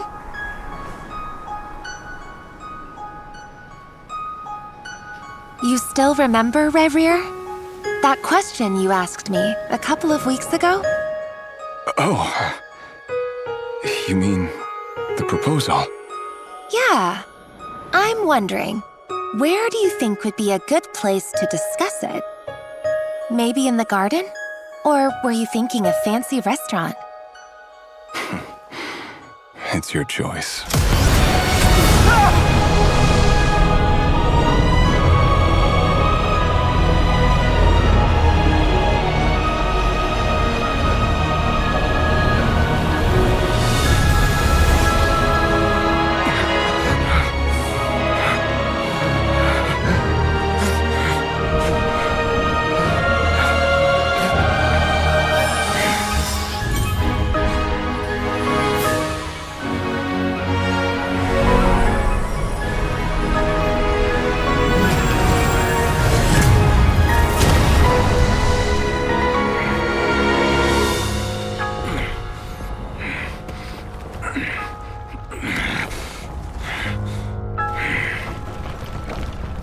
I will find you. And then, you can give me your answer.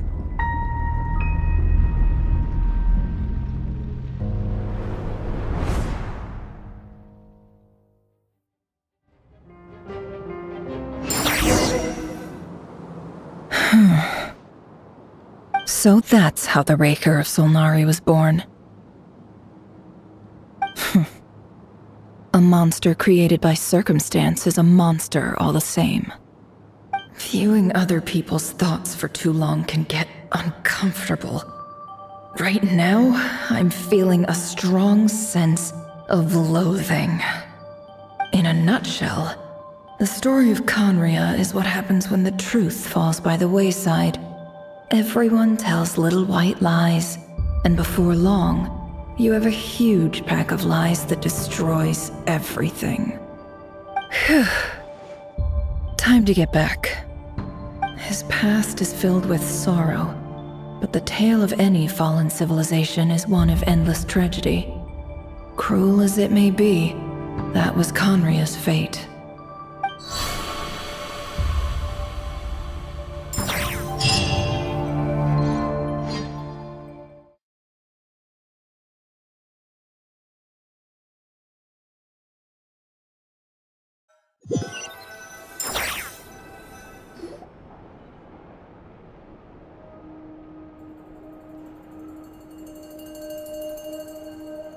Everyone, I'm back. Can I get a standing ovation? Never! How are you holding up? Feeling okay? She's fine. Boss is a pro. Yes, I'm fine. You will have seen the events of Rarir's life through my thoughts. It's now clear that he is just a regular nobody, driven by personal tragedy, as he said himself. I mostly agree. There's only so much we can know about him from his memories alone, but they did give us a clear glimpse into his life in Conria. However, I would not consider Rarir to be a nobody. He was deeply involved in the events of that era.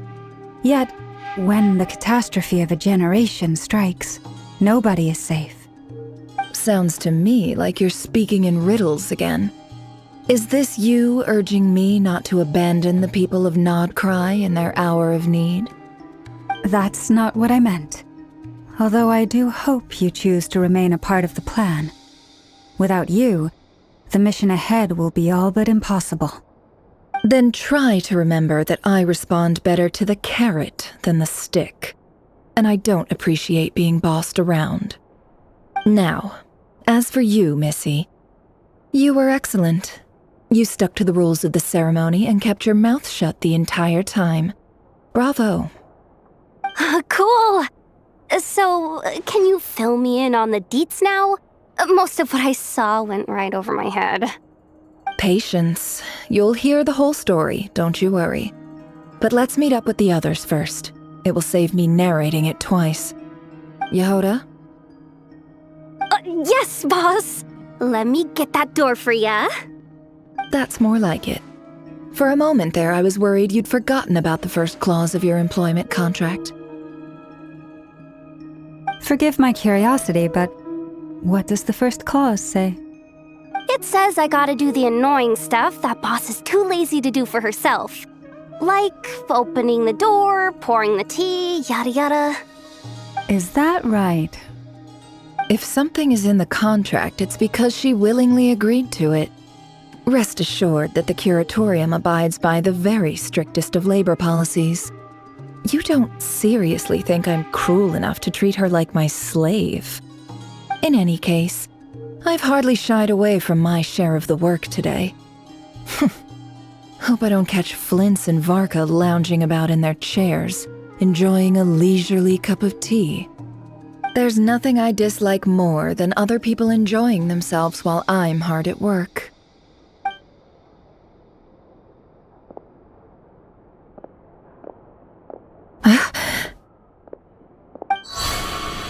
Oh no.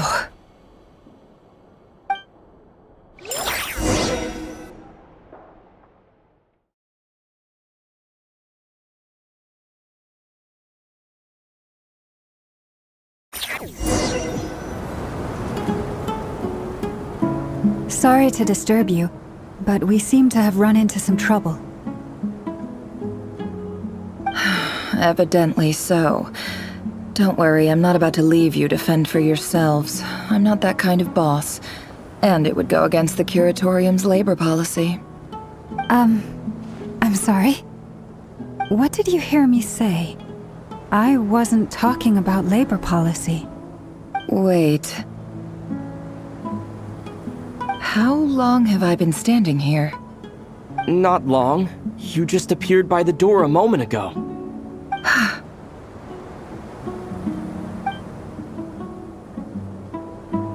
Boss, what's wrong? You look like you've seen a ghost. We've been tricked. We never left at all. Somehow I hallucinated that whole scene back inside the office. Hallucinated? But how? How indeed. This place should heed my will alone.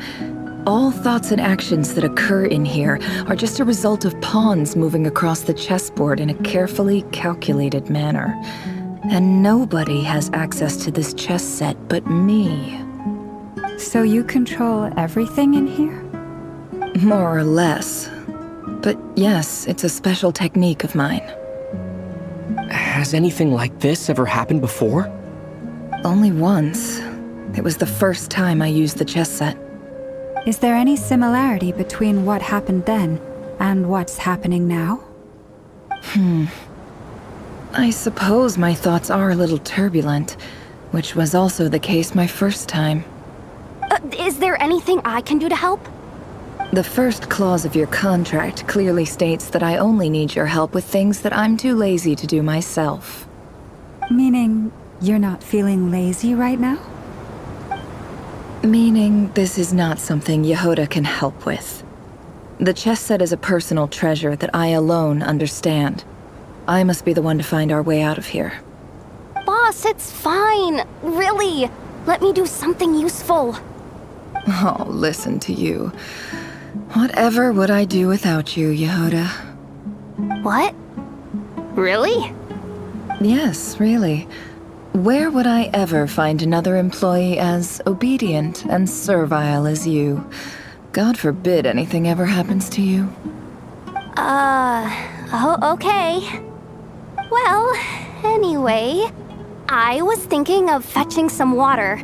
There's gotta be a source around here somewhere. I suggest everyone finds someplace comfortable to take a rest. We gotta conserve our energy. Even though all this chess malarkey doesn't exist in a physical sense, mentally speaking, it's all real. And so is our tiredness and fatigue. You don't want to dismiss mental fatigue. Just because it isn't physical doesn't mean it's any less serious. But anyway, I got your backs, so don't worry about a thing. Don't I have the best employees? Jealous much? If we can find a suitable time, I'd love to borrow Yehoda for a day to help out at the Frost Moon Scions. Would you be amenable to that, Boss Nefer? Oh, Lauma. Have I ever told you just how pretty you are? Beauty runs from the tips of your antlers to the depths of your imagination. Time to rally, everyone. Follow me. As we continue our journey, the same rules will apply. That means stay focused and no talking no matter what we encounter. And don't disturb the chess pieces. You have my word that I will get us all out of here.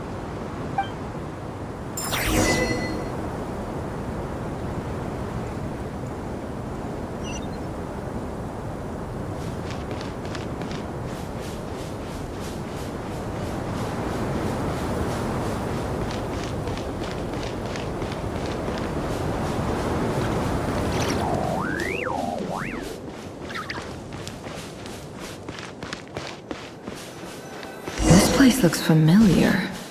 That's not a good sign. There's someone up ahead. Time for a little chat. I wasn't expecting visitors at this hour. Wait, is that? Oh. It's him. There you are! Sinue's been looking for you all day. I think he has some news for you. Oh yeah? What were you doing just now, Uncle Retinue? Hiding away some more loose change? I know I saw some Mora.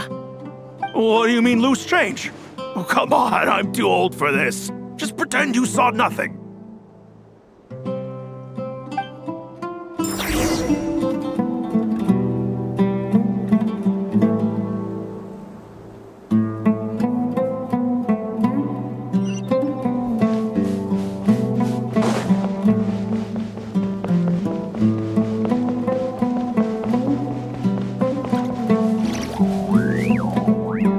Hey, kid.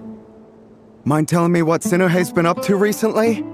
I'm trying to get in his good books and I need a way in. Get in his good books? Why? What do you want with my dad, Uncle Apepi?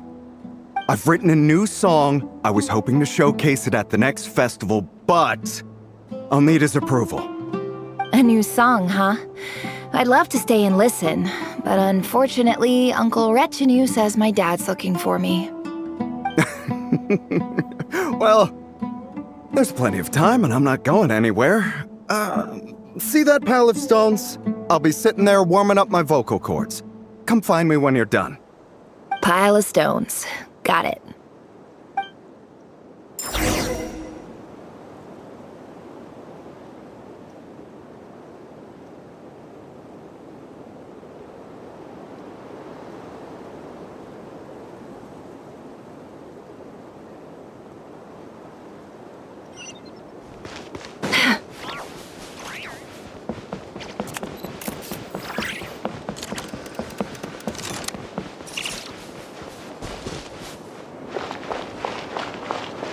Hi, Dad. Uncle Retinue said you were looking for me. Ah, there's my little princess. If you'd gotten back just a little sooner, you could have shared the spoils of war with me. Spoils of war? Who were you fighting against, Dad? It was just a figure of speech. The aftermath of a sandstorm is no time to be waging war. I was talking about our war against thirst. I went out to fix our water supply problem, and now I'm back. Which means... We have a well again! That's right. I found a new one and brought back as much water as I could carry. It should last us for a good while. If it wasn't for these blasted sandstorms, our wells wouldn't be caving in. You wouldn't be spending all your time out searching for new water sources. As the chief of our tribe, I'm supposed to be leading us out of hardship and poverty, onto better things. You know how prosperous our ancestors were.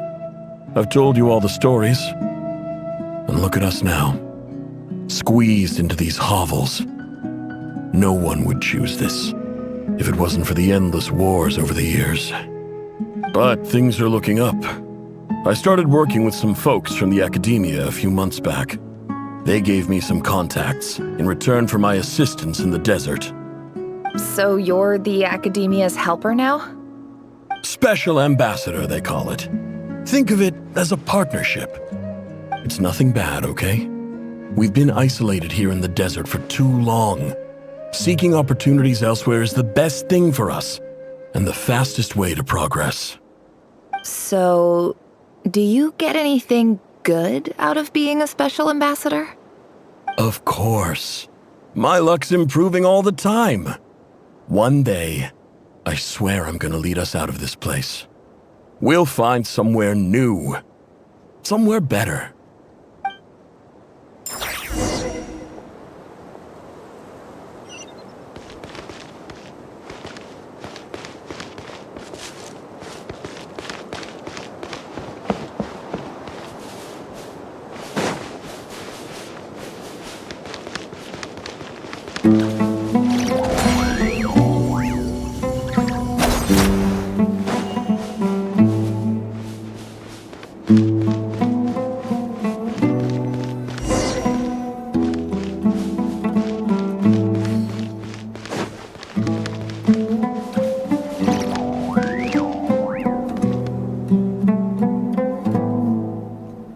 That's our well, and you know it! You stole from us! Well, you've gone from chief to thief, and now you have to face the consequences!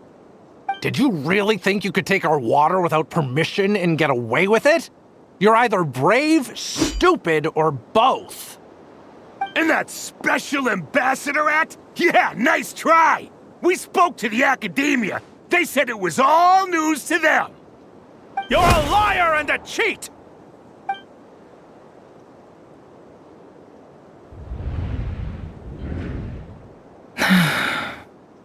I heard Yehuda gasp, but I don't blame her.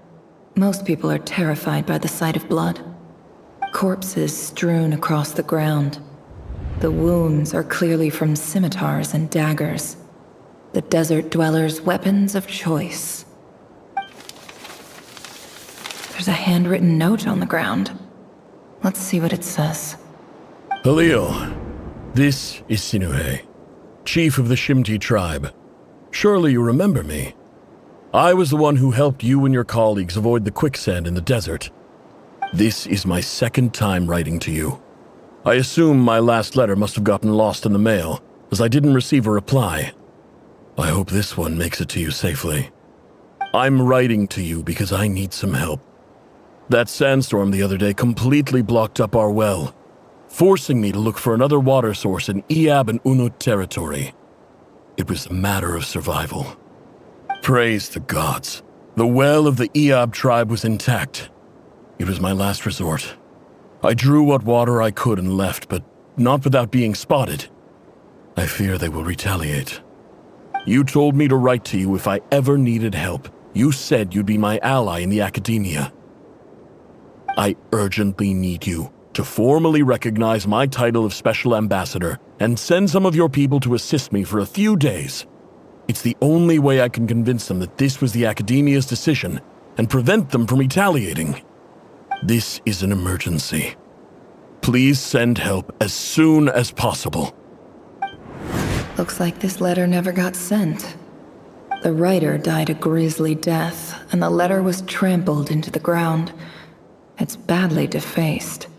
Some parts are barely legible. What a ridiculous lie the surviving Shimti tell. Their whole village was butchered over a sip of water.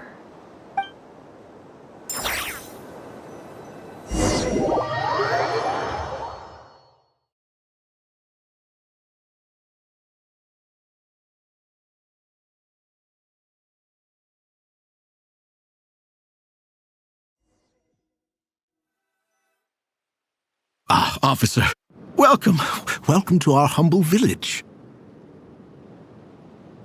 I thought you would at least have the courtesy to provide some respectable libations. This is the finest wine Aru village has to offer. I promise.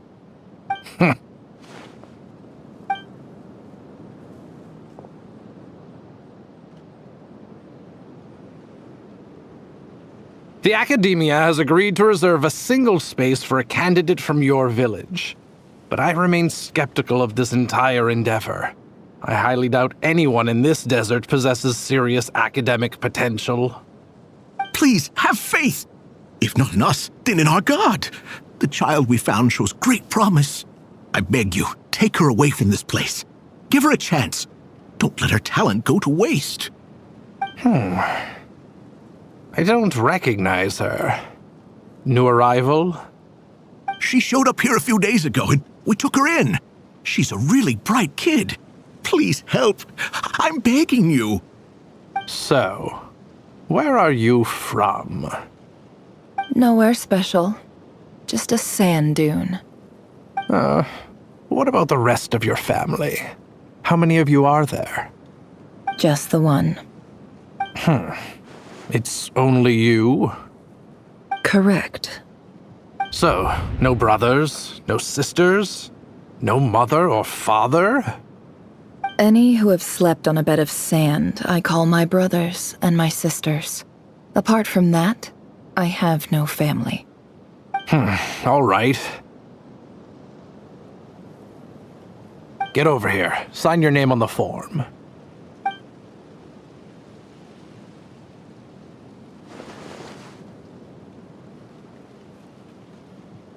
Never? You're rather fair-skinned for a desert dweller.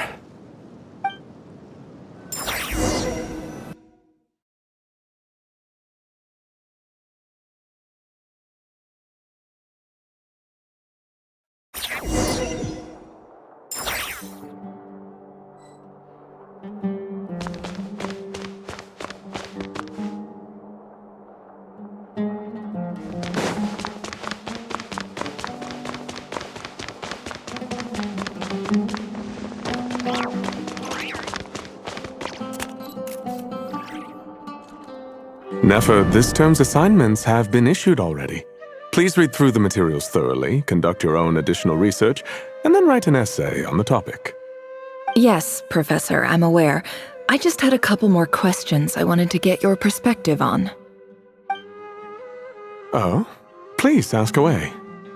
Well, I saw the other students' problem sheets, and I couldn't help but notice that my assignment is much easier than theirs. Do you really think I'm a weak student? A weak student? Goodness, no. Quite the opposite. You have a sharp mind. Almost too sharp. I think what you're saying is, a weak student wouldn't have noticed the discrepancy. And if they did, they certainly wouldn't complain about the lighter workload. You see, sharp as they come. You see things the way they are. And I'm sure you know why they're like that. Because of where I come from. Because I'm different. I'm sorry, Nefer. I don't like it any more than you do. It's just... Anyway, you said you had a couple of questions. What's the other one? I wanted to check... If someone sent me a letter to the academia, where do I go to collect it? Ah, your family wrote to you. Well, as long as they put your name on the envelope, someone should hand it right to you. Not exactly. It's not even a recent letter. I was just curious where the mail would end up if no one collects it. The House of Dana, I expect. I know there's a box for unclaimed mail somewhere in there, probably sitting on a shelf. Whatever you're looking for, that'd be the place to start. Okay, got it. Thank you, Professor. Oh, don't mention it. Honestly, I feel like I failed you. I'm supposed to be your teacher, but I haven't taught you anything. Hey, don't say that. You're a great teacher, and you do your best for all your students. But the rules are the rules. You're not allowed to teach students like me. It's not just the academia either. The whole world bends over backwards for the successful and leaves the losers to suffer and die. Oh, my dear child. Don't tell me you've given up on life already. I haven't. I just think that if you want to make it in this world, you have to find a way to become successful.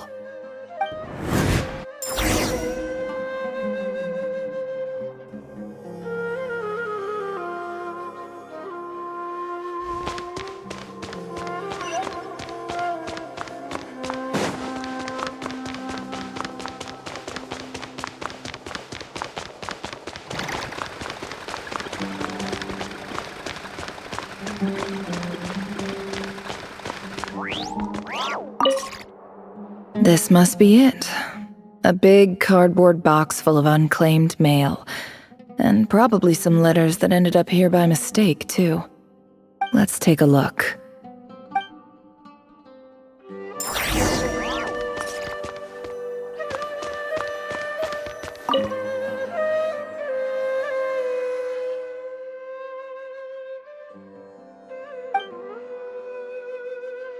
A dilapidation survey from Port Ormos. Looks like it's from a Core of 30 representative. What a strange thought. A bunch of mercs losing sleep over rundown buildings. This one was never even opened. I guess the recipient didn't care what the Core of 30 had to say about anything. Who was it addressed to? I don't recognize the name, but it must have been a Kasharawar professor.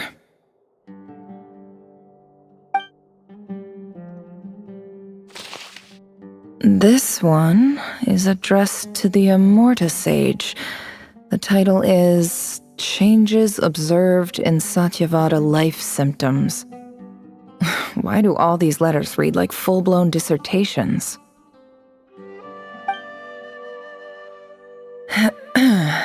Guided by the incense, we became lost somewhere in the forest.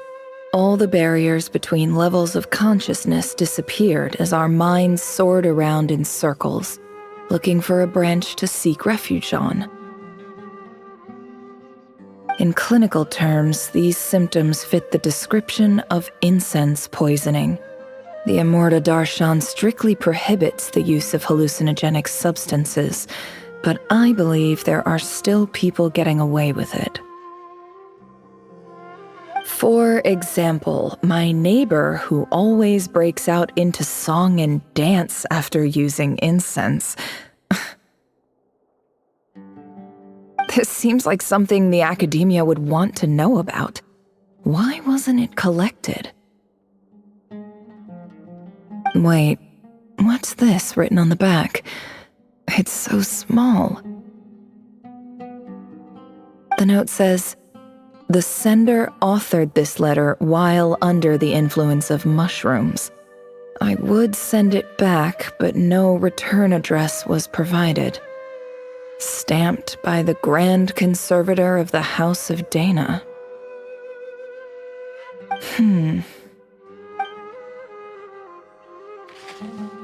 This next one is addressed to Grand Sage Azar. A few words of protest regarding recent changes in Sumeru's educational policy.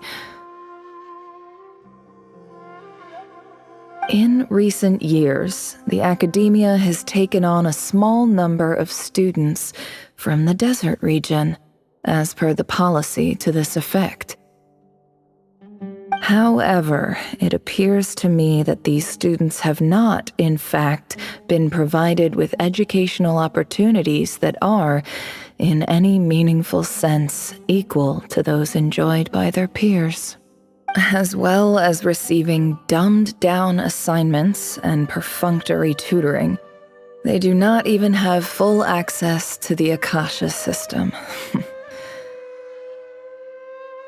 Education is the fundamental purpose of this institution, which should go without saying in a nation whose founding virtues are knowledge and wisdom. I ask you, is the lip service we pay to the policy of education for desert students truly the standard of pedagogy to which the academia aspires? As Grand Sage, policy decisions are your prerogative, but do not forget your roots. You and I were once students too, as was everyone else in this institution.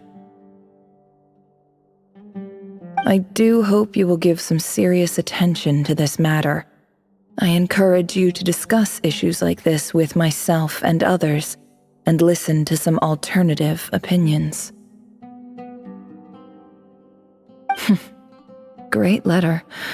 Shame it didn't get to where it needed to go. And the sender is... Sage Cyrus of Spantamad.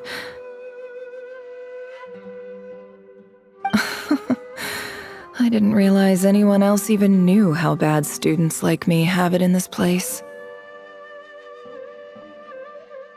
So this is where letters from the Sage of Spantamad end up? Nice one, Grand Sage. Really enlightened leadership. Whatever. This isn't what I came here for. Moving on. I'm not exactly holding out hope that a letter sent from the desert would even make it here.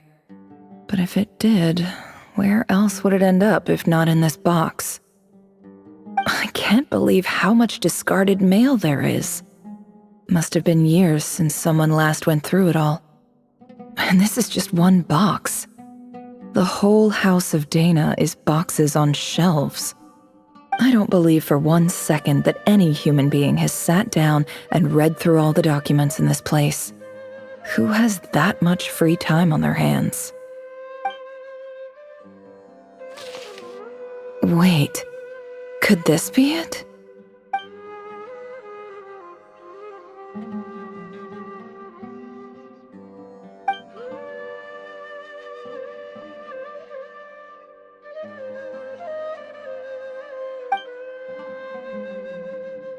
Greetings, Halil. My name is Sinuhe, chief of the Shimti tribe. I was the one who came to you and your colleague's aid when you ran into trouble in the Great Red Sand. I don't know how well you remember it now, but I brought you to safety and gave you some water and other supplies. You seemed very pleased and told me your name. In my tribe, learning a person's true name is serious business, and I therefore see you all as friends. You were kind enough to leave your contact details, so we could stay in touch. The Shimti tribe lives a harsh, nomadic existence in the desert. You were sympathetic towards my plight, promising to make me a special ambassador of the academia and help us find a way to make a better living. This brings me to my reason for writing. Our tribe has fallen on particularly hard times, and I would like to ask for your assistance. There was a terrible sandstorm a few days ago, which blocked up the well in our land. To ensure my people's survival, I had no choice but to venture into Iyab and Unut territory in search of an alternate water source. The Iyab and Unut are descended from the Thamudians, while we trace our ancestry to Tulatala. We worship the Lord of Flowers and have had relatively good relations with our fellow tribes up until now. I found a well belonging to the Iyab tribe. They declined to help us, but I really had no other option. So I took some water to keep me and my tribe alive. My actions are certain to incur their wrath. When we met, you assured me that you would be my ally in the academia. I would like to take you up on that offer, because I really need your help. I wonder if you could send an academia representative to meet with me. That aside, the last time you were here, you mentioned that the academia had started accepting students from the desert, and I told you a little about my daughter, Nefer. We have next to no resources here in the desert, and my power and influence are limited. Would you consider enrolling my daughter at the academia? She is a smart girl. I know she won't disappoint you. From the outset, the academia never took you seriously. Those things they promised were just empty words. I doubt they even remember the name Sinuhe. And you were so emphatic that your luck had finally changed for the better.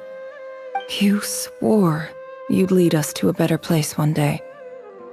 You spoke with such conviction, like you were the most powerful chief in the whole desert. You liar. You lied about everything. You promised the world and delivered on none of it. And who fell for it? Just me, by the looks of it. Despite your best efforts. Which makes you a pathetic liar. You weren't even any good at it. I think I'll take over from here. Let me show you how it's done.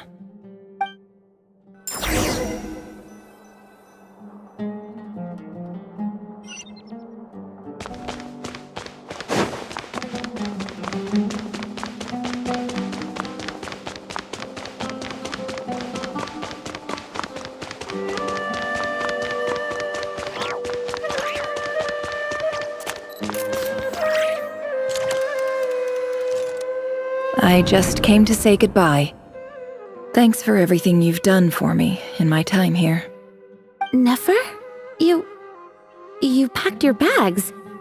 Where are you going? I'm quitting. Something's come up in my hometown. Gonna head back and deal with it. Huh? But this was a hard-won opportunity for you.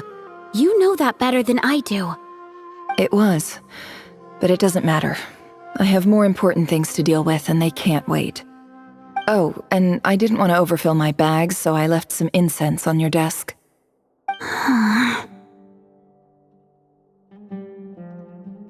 What's wrong?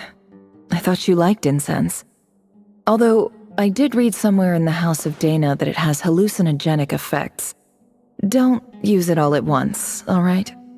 Isn't this the stuff you brought from your hometown? You're just letting me have it? But you said it's a rare and valuable commodity. Yeah, about that. I lied. It's not rare at all. There's this bunch of ruins near my hometown that are practically overgrown with this plant. It's not worth much. Keep it, it's fine. But never... Alright, that's all from me. You take care.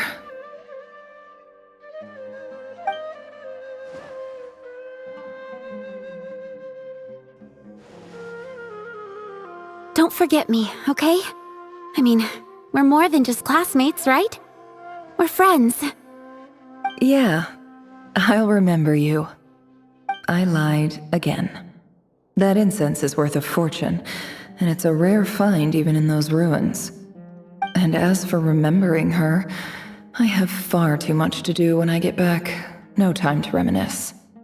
I'll be lucky if I even make it through this alive. But either way, I expect I'll forget you pretty quickly.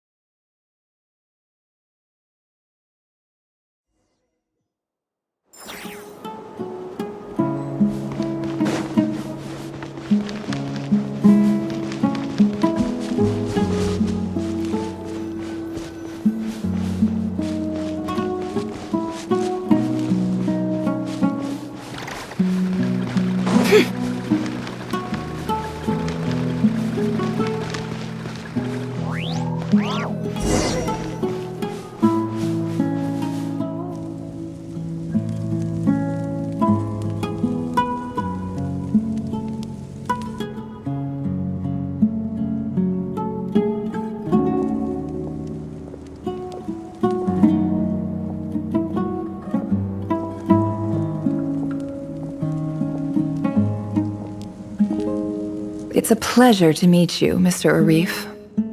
So, what does the Academia want? Since they've sent their special ambassador, I assume there's a big business deal to be made. If not, I'd be very disappointed. Please, sir, lower your blade. You're lucky I'm the one they sent. Not all special ambassadors share my admiration for the Iab people. The ever-shifting balance of power in the desert reduced the once great civilizations of this region to rubble and sand. But the story of the Iab has a very different trajectory. Others grew weak, but you grew strong, beginning in obscurity and moving to prosperity. You're the only ones who defied the trend. Huh. So, you do know who you're dealing with? This well is the perfect symbol of your strength, is it not? It used to belong to the Unut, but it looks like you have control over it now. You're not wrong. But I'm sure you didn't come all this way just to flatter us. Of course not. I came to bring you some very good news. Some information that recently came to light, which might just be your ticket to freedom. Records uncovered by the Vahumana Darshan show that a certain well currently under Iab control is built on top of some ancient ruins. These ruins are of great archaeological interest to the Academia. I checked the map carefully on my way over here, and I'm confident that this is the well in question. The Academia is offering 50 million mora in return for excavation rights. 50 million? No, wait. If these ruins are as important as you say, 50 million's a little low, don't you think? Don't get greedy, Iab. We know far more than you think. We know that you seized this well by force. Wasn't that the first step in your rise to power? To drive away the Unut and steal their water supply? So what if it was?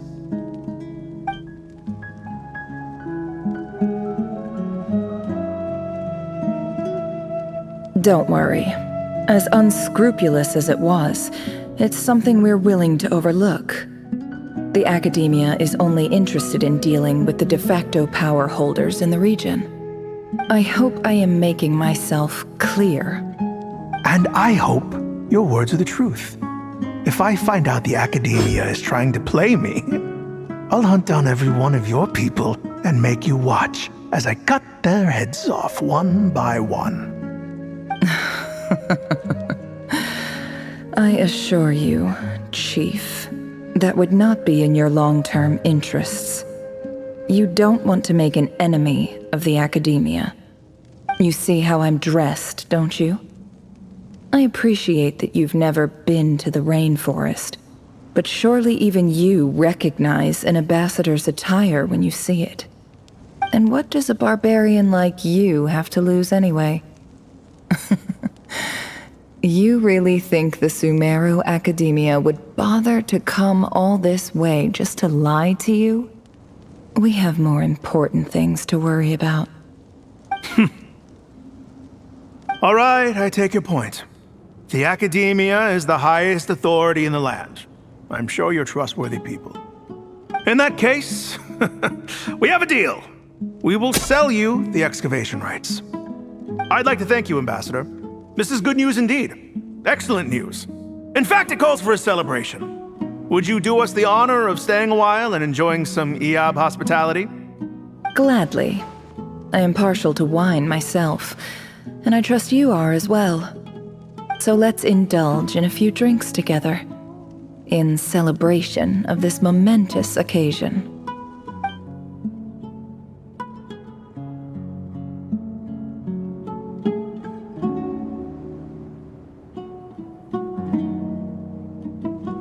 Chief!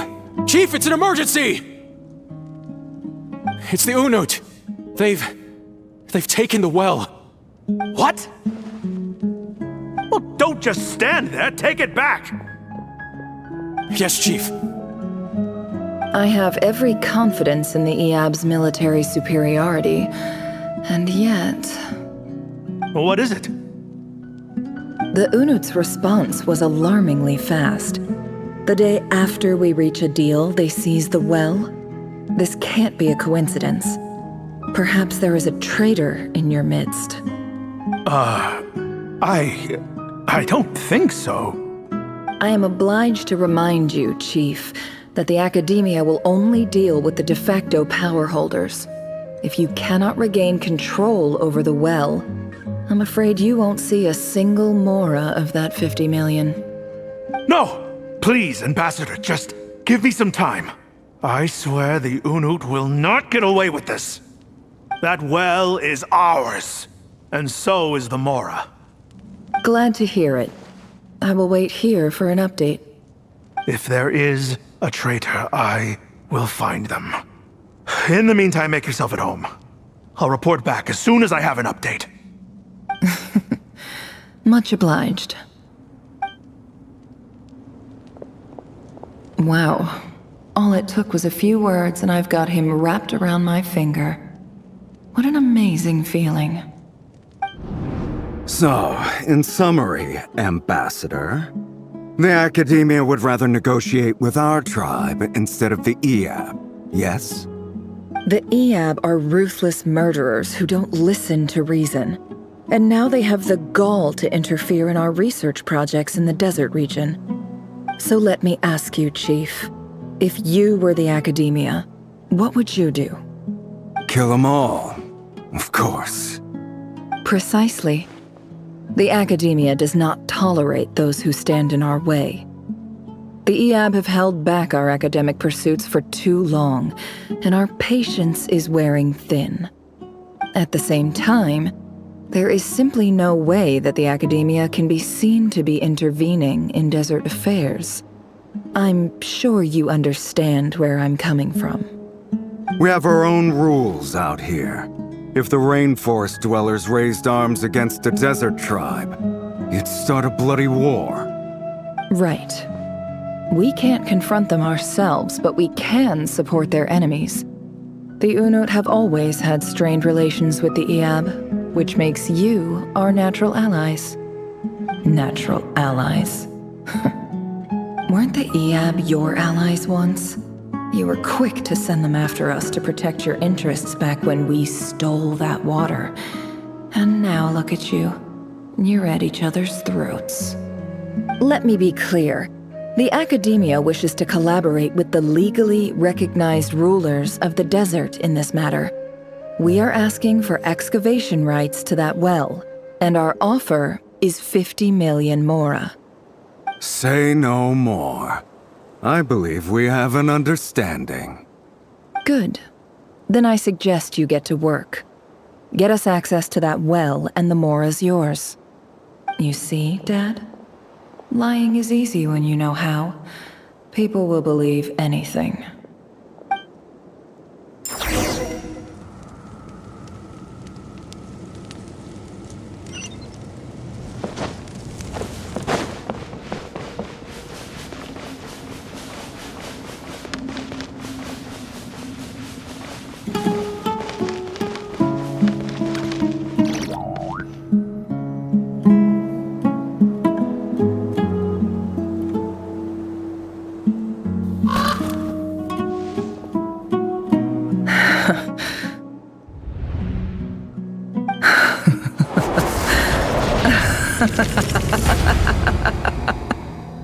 Look at yourselves. You may be vile, savage monsters, but your butchered bodies bleed like any others. You're no different. You're nothing special at all. The monsters who destroyed my home, they're just ordinary, petty human beings. What a joke. I think we're even now. Maybe I've even done the desert a favor. It's a better place without all these people around. Oh, Sinuhe, my gullible fool of a father. Perhaps if you'd been as ruthless as I was today, our tribespeople would still be alive. In this dog-eat-dog world, a chief needs to be tough to survive. But you couldn't do what had to be done. So I did it for you. Nefer, it's okay. All of this is in the past now. I believe I remember you promising to remain silent. Yeah, but even so... Yehoda, is there anything you can do to ease the tension? Alright, time for a sharp turn onto a completely different topic. So, anyway, that's enough of that. When are we getting out of this place? Feels like we've been walking forever.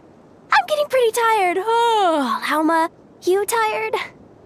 Yes. If we can find somewhere to sit down, I could certainly do with a rest. It's not far now. There should be a temple just up ahead. Yes. Really? A temple? That's where this story ends? I guess that's how things go in the desert. Desert dwellers can never escape their destiny. Or so everyone says. I never wanted to believe it, but looking back now, I'm as desert as they come. You mentioned a temple. What's waiting for us there? My biggest trade secret of all. Ah. Then I'm guessing it's where you got your power from. The power to peer into other people's minds. I didn't know you were clued up on any other religions. I'm no expert in the history of Sumeru, but since you come from the desert, I would imagine it has something to do with King Deshret. Sounds impressive.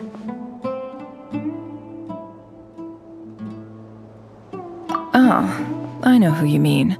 General Mahamatra Sino. The spirit of Hermanubis dwells within him. That's Boss Neff for ya. She knows everything. Sino's hardly a figure of obscurity, but I know about Sethos too. What about him? Is he a big deal or something? Well, he's not a small deal, let's put it that way. Please, this is the bare-bone basics. Save the flattery. Thanks for your patience, everyone.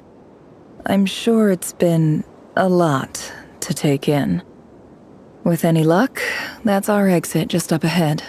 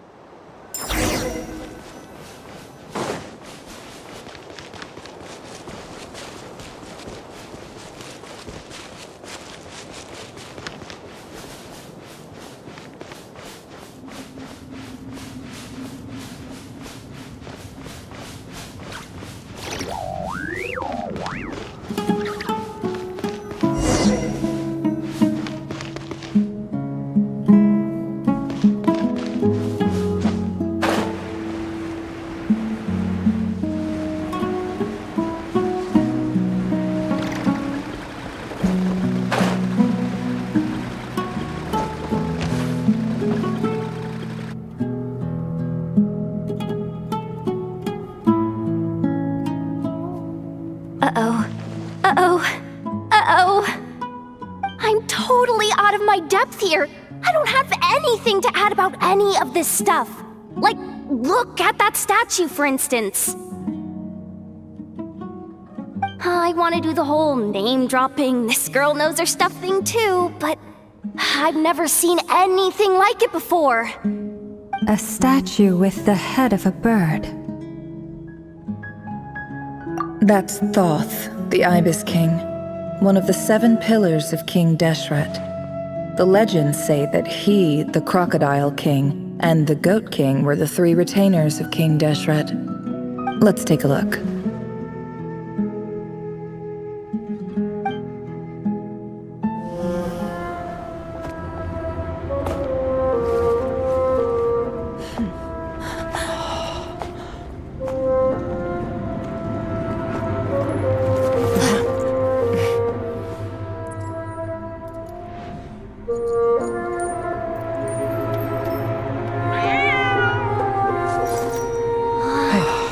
It's just Ashru. So, all is well?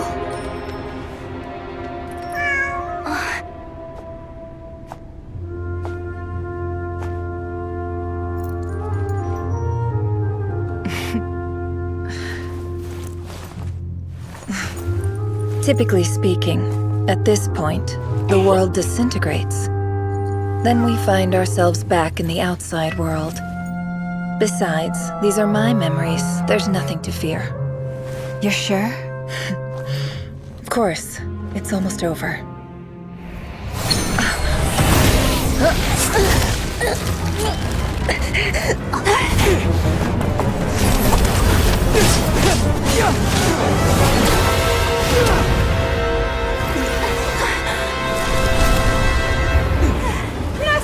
Hold on!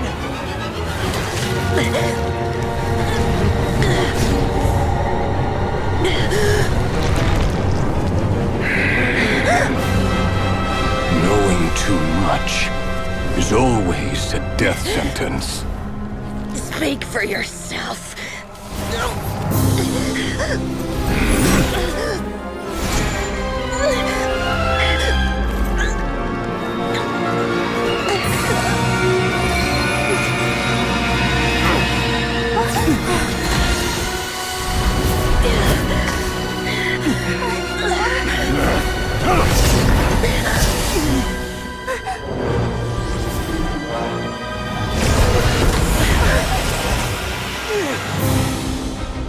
How repulsive.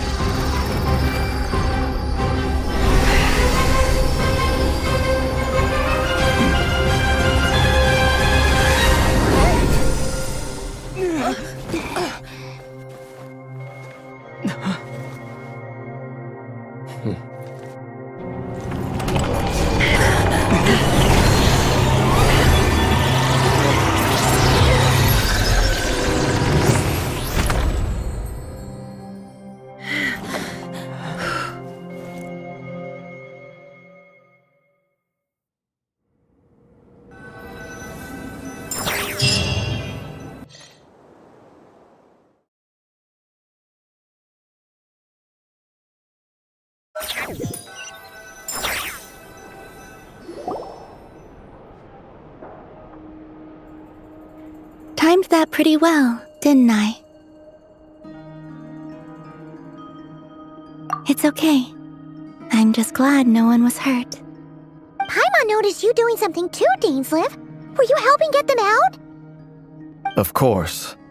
When I asked Nefer to conduct this investigation, I was not naive to the dangers involved. I had a duty to ensure your safety. Good to know your sense of justice is still intact after all these years. I take that to mean that you saw the truth. That comes as a great relief. I certainly did. And thanks to your help, I also managed to trap Rerir inside the chess set. Whoa, really? How'd you manage that? Well, to be honest, I sensed that something was wrong long before we made it to the temple. By using this fragment to probe into Rerir's past, well, the monster formerly known as Rerir, it seems I alerted him. I was tracking him, then he caught on and started tracking me too. Can't say I'm surprised. But how did he track you through your thoughts alone? That shouldn't be possible. Rerir was a secret agent who reported directly to the Vinster King. He is an expert at finding a trail and hunting down his pursuers. No wonder. He infiltrated the chess set, read my thoughts, and built a new virtual chess set inside of it. That's why we weren't able to leave at first. Speaking of your chess set, it's quite a remarkable item. Would I be right in thinking you have some connection to King Deshret? You overestimate me. I only have a connection with one of his underlings, the Ibis King. You all saw how this came to be. A long time ago, the Iab massacred my tribe, the Shimti, in our home village. A few years later, I enrolled in the academia, where some new information came to light. The Unut and the Iab fought a bitter battle over the rights to a well, all for the sake of a non-existent 50 million mora. The Iab ultimately won that confrontation, but their victory came at the cost of almost every warrior in the tribe. The final blow to the Iab came at the victory feast, when an Unut assassin beheaded their chief right before my eyes. The remaining Iab fled and have been scattered to the winds ever since. Having gotten my revenge, I returned to my hometown, where to my surprise, the nearby temple was still standing. There it was, seemingly immune to the relentless hostility of the desert, while my tribal home lay in ruins. As I stood there gazing at the temple, I noticed a cat just outside. This cat, as it turned out, was home to the spirit of the Ibis King. He led me to a gate deep inside the temple, and there he made a deal with me. This chess set is my gift from the Ibis King. The chessboard within is made to the same specifications as the one in the mausoleum of King Deshret, and represents his power of piercing analysis. With this chessboard in its container, I gained a certain ability to perceive hidden secrets. Now, you could conclude that the Ibis King simply wanted to give the people of this world the power to seek the truth, but I don't believe that's the full story.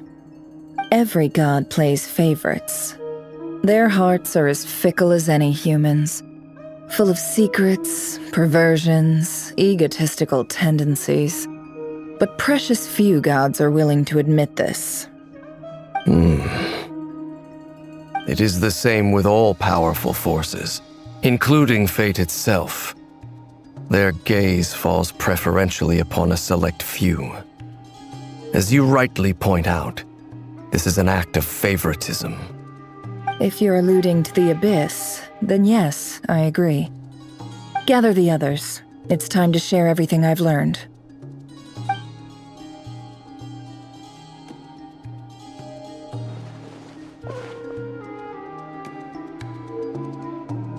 Thank you all for being here. As promised, I did some further investigating into the Raker of Solnari's background. I am pleased to report that the investigation has been most fruitful indeed. The Raker of Solnari, real name Rerir, was once a Conrian subject who served the Vinster King. I will now share the important details of his story. Please save any questions or comments for the end.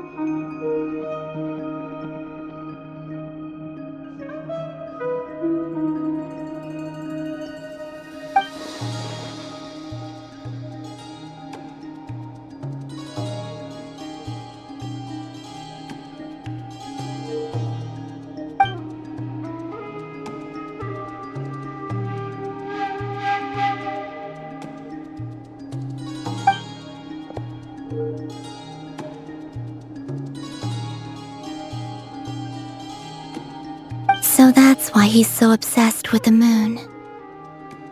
A tragic tale, to be sure. But it does not excuse his many transgressions. No matter how much Rerir suffered in the past, the fact remains that he is what we know today as the Wild Hunt, wreaking havoc upon innocent lives in Notcry. He becomes more dangerous with each passing day. If left unchecked, it is simply a matter of time before all of Tevat suffers the consequences. This is a threat that the Knights of Favonius cannot ignore. A question for Miss Columbina. Forgive me if this is presumptuous, but have you ever seen the spatial gateway that appeared in Rerir's memory? Never. But I have heard stories of something called the Moon Gate, and this seems to fit the description. Miss Lauma, any thoughts on this? In the lore of the Frost Moon Scions, the moon is believed to hold many secrets. Some sources speak of ancient knowledge, others of a gateway to the unknown. The term Moon Gate is one I have heard before, but as is the case with all of our legends, there are no records of any first-hand witnesses. We cannot know whether it truly exists. Then back to Miss Columbina. As a moon goddess yourself, do you have some idea of where the Moon Gate leads to? Not at this stage, sorry. I do hold the power of the Frost Moon, and my strength is recovering well. I can sense that the gate would open at my command, but... But there's more to the power of the Frost Moon than that? Yes. A moon goddess has the right to open the Moon Gate, since it is a path to the moon. But as never mentioned, holding open a spatial gateway takes a huge amount of power. And right now, I need to conserve my energy to fight the Raker of Solnari. I'm afraid this is one mystery we may have to leave unsolved for now. I agree. Better to save your strength. But if you'll humor me for a moment, I have a bold conjecture of my own regarding the world beyond the gateway. I highly suspect that neither Tholindis nor Rerir made it through unscathed. The evidence pointing to this is the fact that the Rehir of Solnari exists in the form of countless fragments. With the abyssal power he wields, no ordinary foe can touch him, let alone tear him to shreds. And yet, the Wild Hunt proliferates wherever his scattered fragments lie, drawing hordes of monsters to many different locations across the land. So your theory is that Rerir was physically torn to shreds by some powerful force? Hence, why the Wild Hunt is a distributed phenomenon, rather than a unified one? Makes sense to me. Explains why the Wild Hunt is so pervasive, and why he's been trying to piece himself back together. He was whole to begin with, and he wants to be whole again. Without the power of the Abyss on his side, he almost certainly would have perished the moment he was torn apart. But the Abyss, much like a curse, has kept him alive. I could not agree more. The power of the Abyss is most surely a curse. It is a compelling explanation, and one that accords with my present understanding of Abyss creatures. Whether the life form in question is primitive or advanced, if a curse has extended its lifespan unnaturally, it will continue to survive in spite of everything. This raises some interesting questions. I will run some experiments and see if there is any validity to my suspicions. That being said, regardless of whether my research bears fruit, I would like to thank Miss Nefer for conducting such a thorough investigation. Already, it has greatly enriched my understanding of the entity we face. My pleasure, Mr. Albedo. I too hope that the information I have shared today proves useful as we look to formulate the next stage of our plan. Hey! What is it, Dainsleif? You look really upset! It's just... when I think of the man I once knew as Rerir, I struggle to understand why things had to turn out like this. The two of you used to be friends, didn't you? I don't know if these words will bring any comfort, but my heart goes out to you. Mine too. We could never know all the hows and whys of the way things are. The moon and stars are full of untold secrets and lies, and the skies are host to many more mysteries than these alone. Yet, none of that can begin to compare with the complexity of human life. Those are the first comforting words I've heard in a long time. Thank you, both. Well, I think this is a good place to end today's meeting. I'm sure Nefer needs some time to recover. She's been through an awful lot today. That's very thoughtful of you, Lama. Of course. Sounds good to me. Take some time to rest and digest before we reconvene to nail down a plan.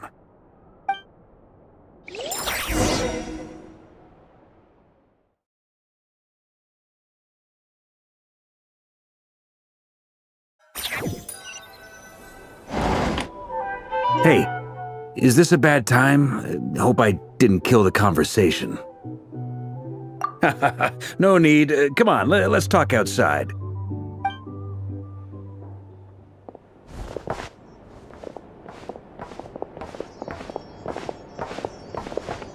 Anyway, Nefer went back to the curatorium to get some rest. But before she left, she shared some things with me that I thought you should be aware of. Firstly, although she managed to trap the Raker of Solnari inside her chess set, there's no guarantee that the power of the Ibis King is any match for one of the 5 sinners.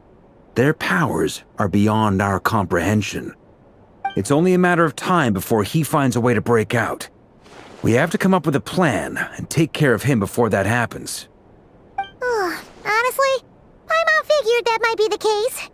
So, how long have we got? Well, I asked her that same question. She talked for a long time, but for the most part, it seemed like she was trying to convince me how precious her chess set is. What a long and storied history it has. It felt like some kind of sales pitch, you know? The kind where you end up handing over Mora against your will. Anyway, after all that, she finally answered the question. 2 days, at most. 2 days? Holy moly! Can we even recruit enough help in that time? that remains to be seen. Which brings me to the second issue. Dainsleif is obviously conflicted about this whole thing. But given how little time we have, there's no way we can pull this off without his help. You have some history with him, right? Do you think maybe you could talk to him for us? Great, I appreciate it. Alright, on to item 3. So, Albedo, Durin, and I put our heads together and came up with a plan. Can't promise it's gonna work yet, but at least it's a start. We figured we'd bounce the idea off you first. We'll explore it further once everyone's recovered. Oh, Paimon's dying to hear this. Alright, so, here's what we're thinking.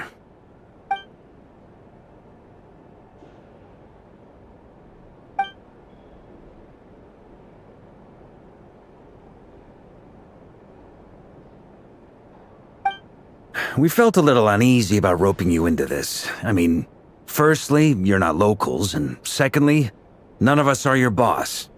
You're well within your rights to refuse if you so choose. Roping us in? Why would you even say that? We know the stakes here. It's all of us against the Rayher of Solnari, or none of us stand a chance. I choose my words very intentionally, I'll have you know. I like to think there's an art to striking a down-to-earth tone even when the stakes are through the roof. Sir Varka, I have a few thoughts about this plan. I'm all ears. I think we can be more flexible with how the roles are allocated. In my view, the most sensible lineup would be like this.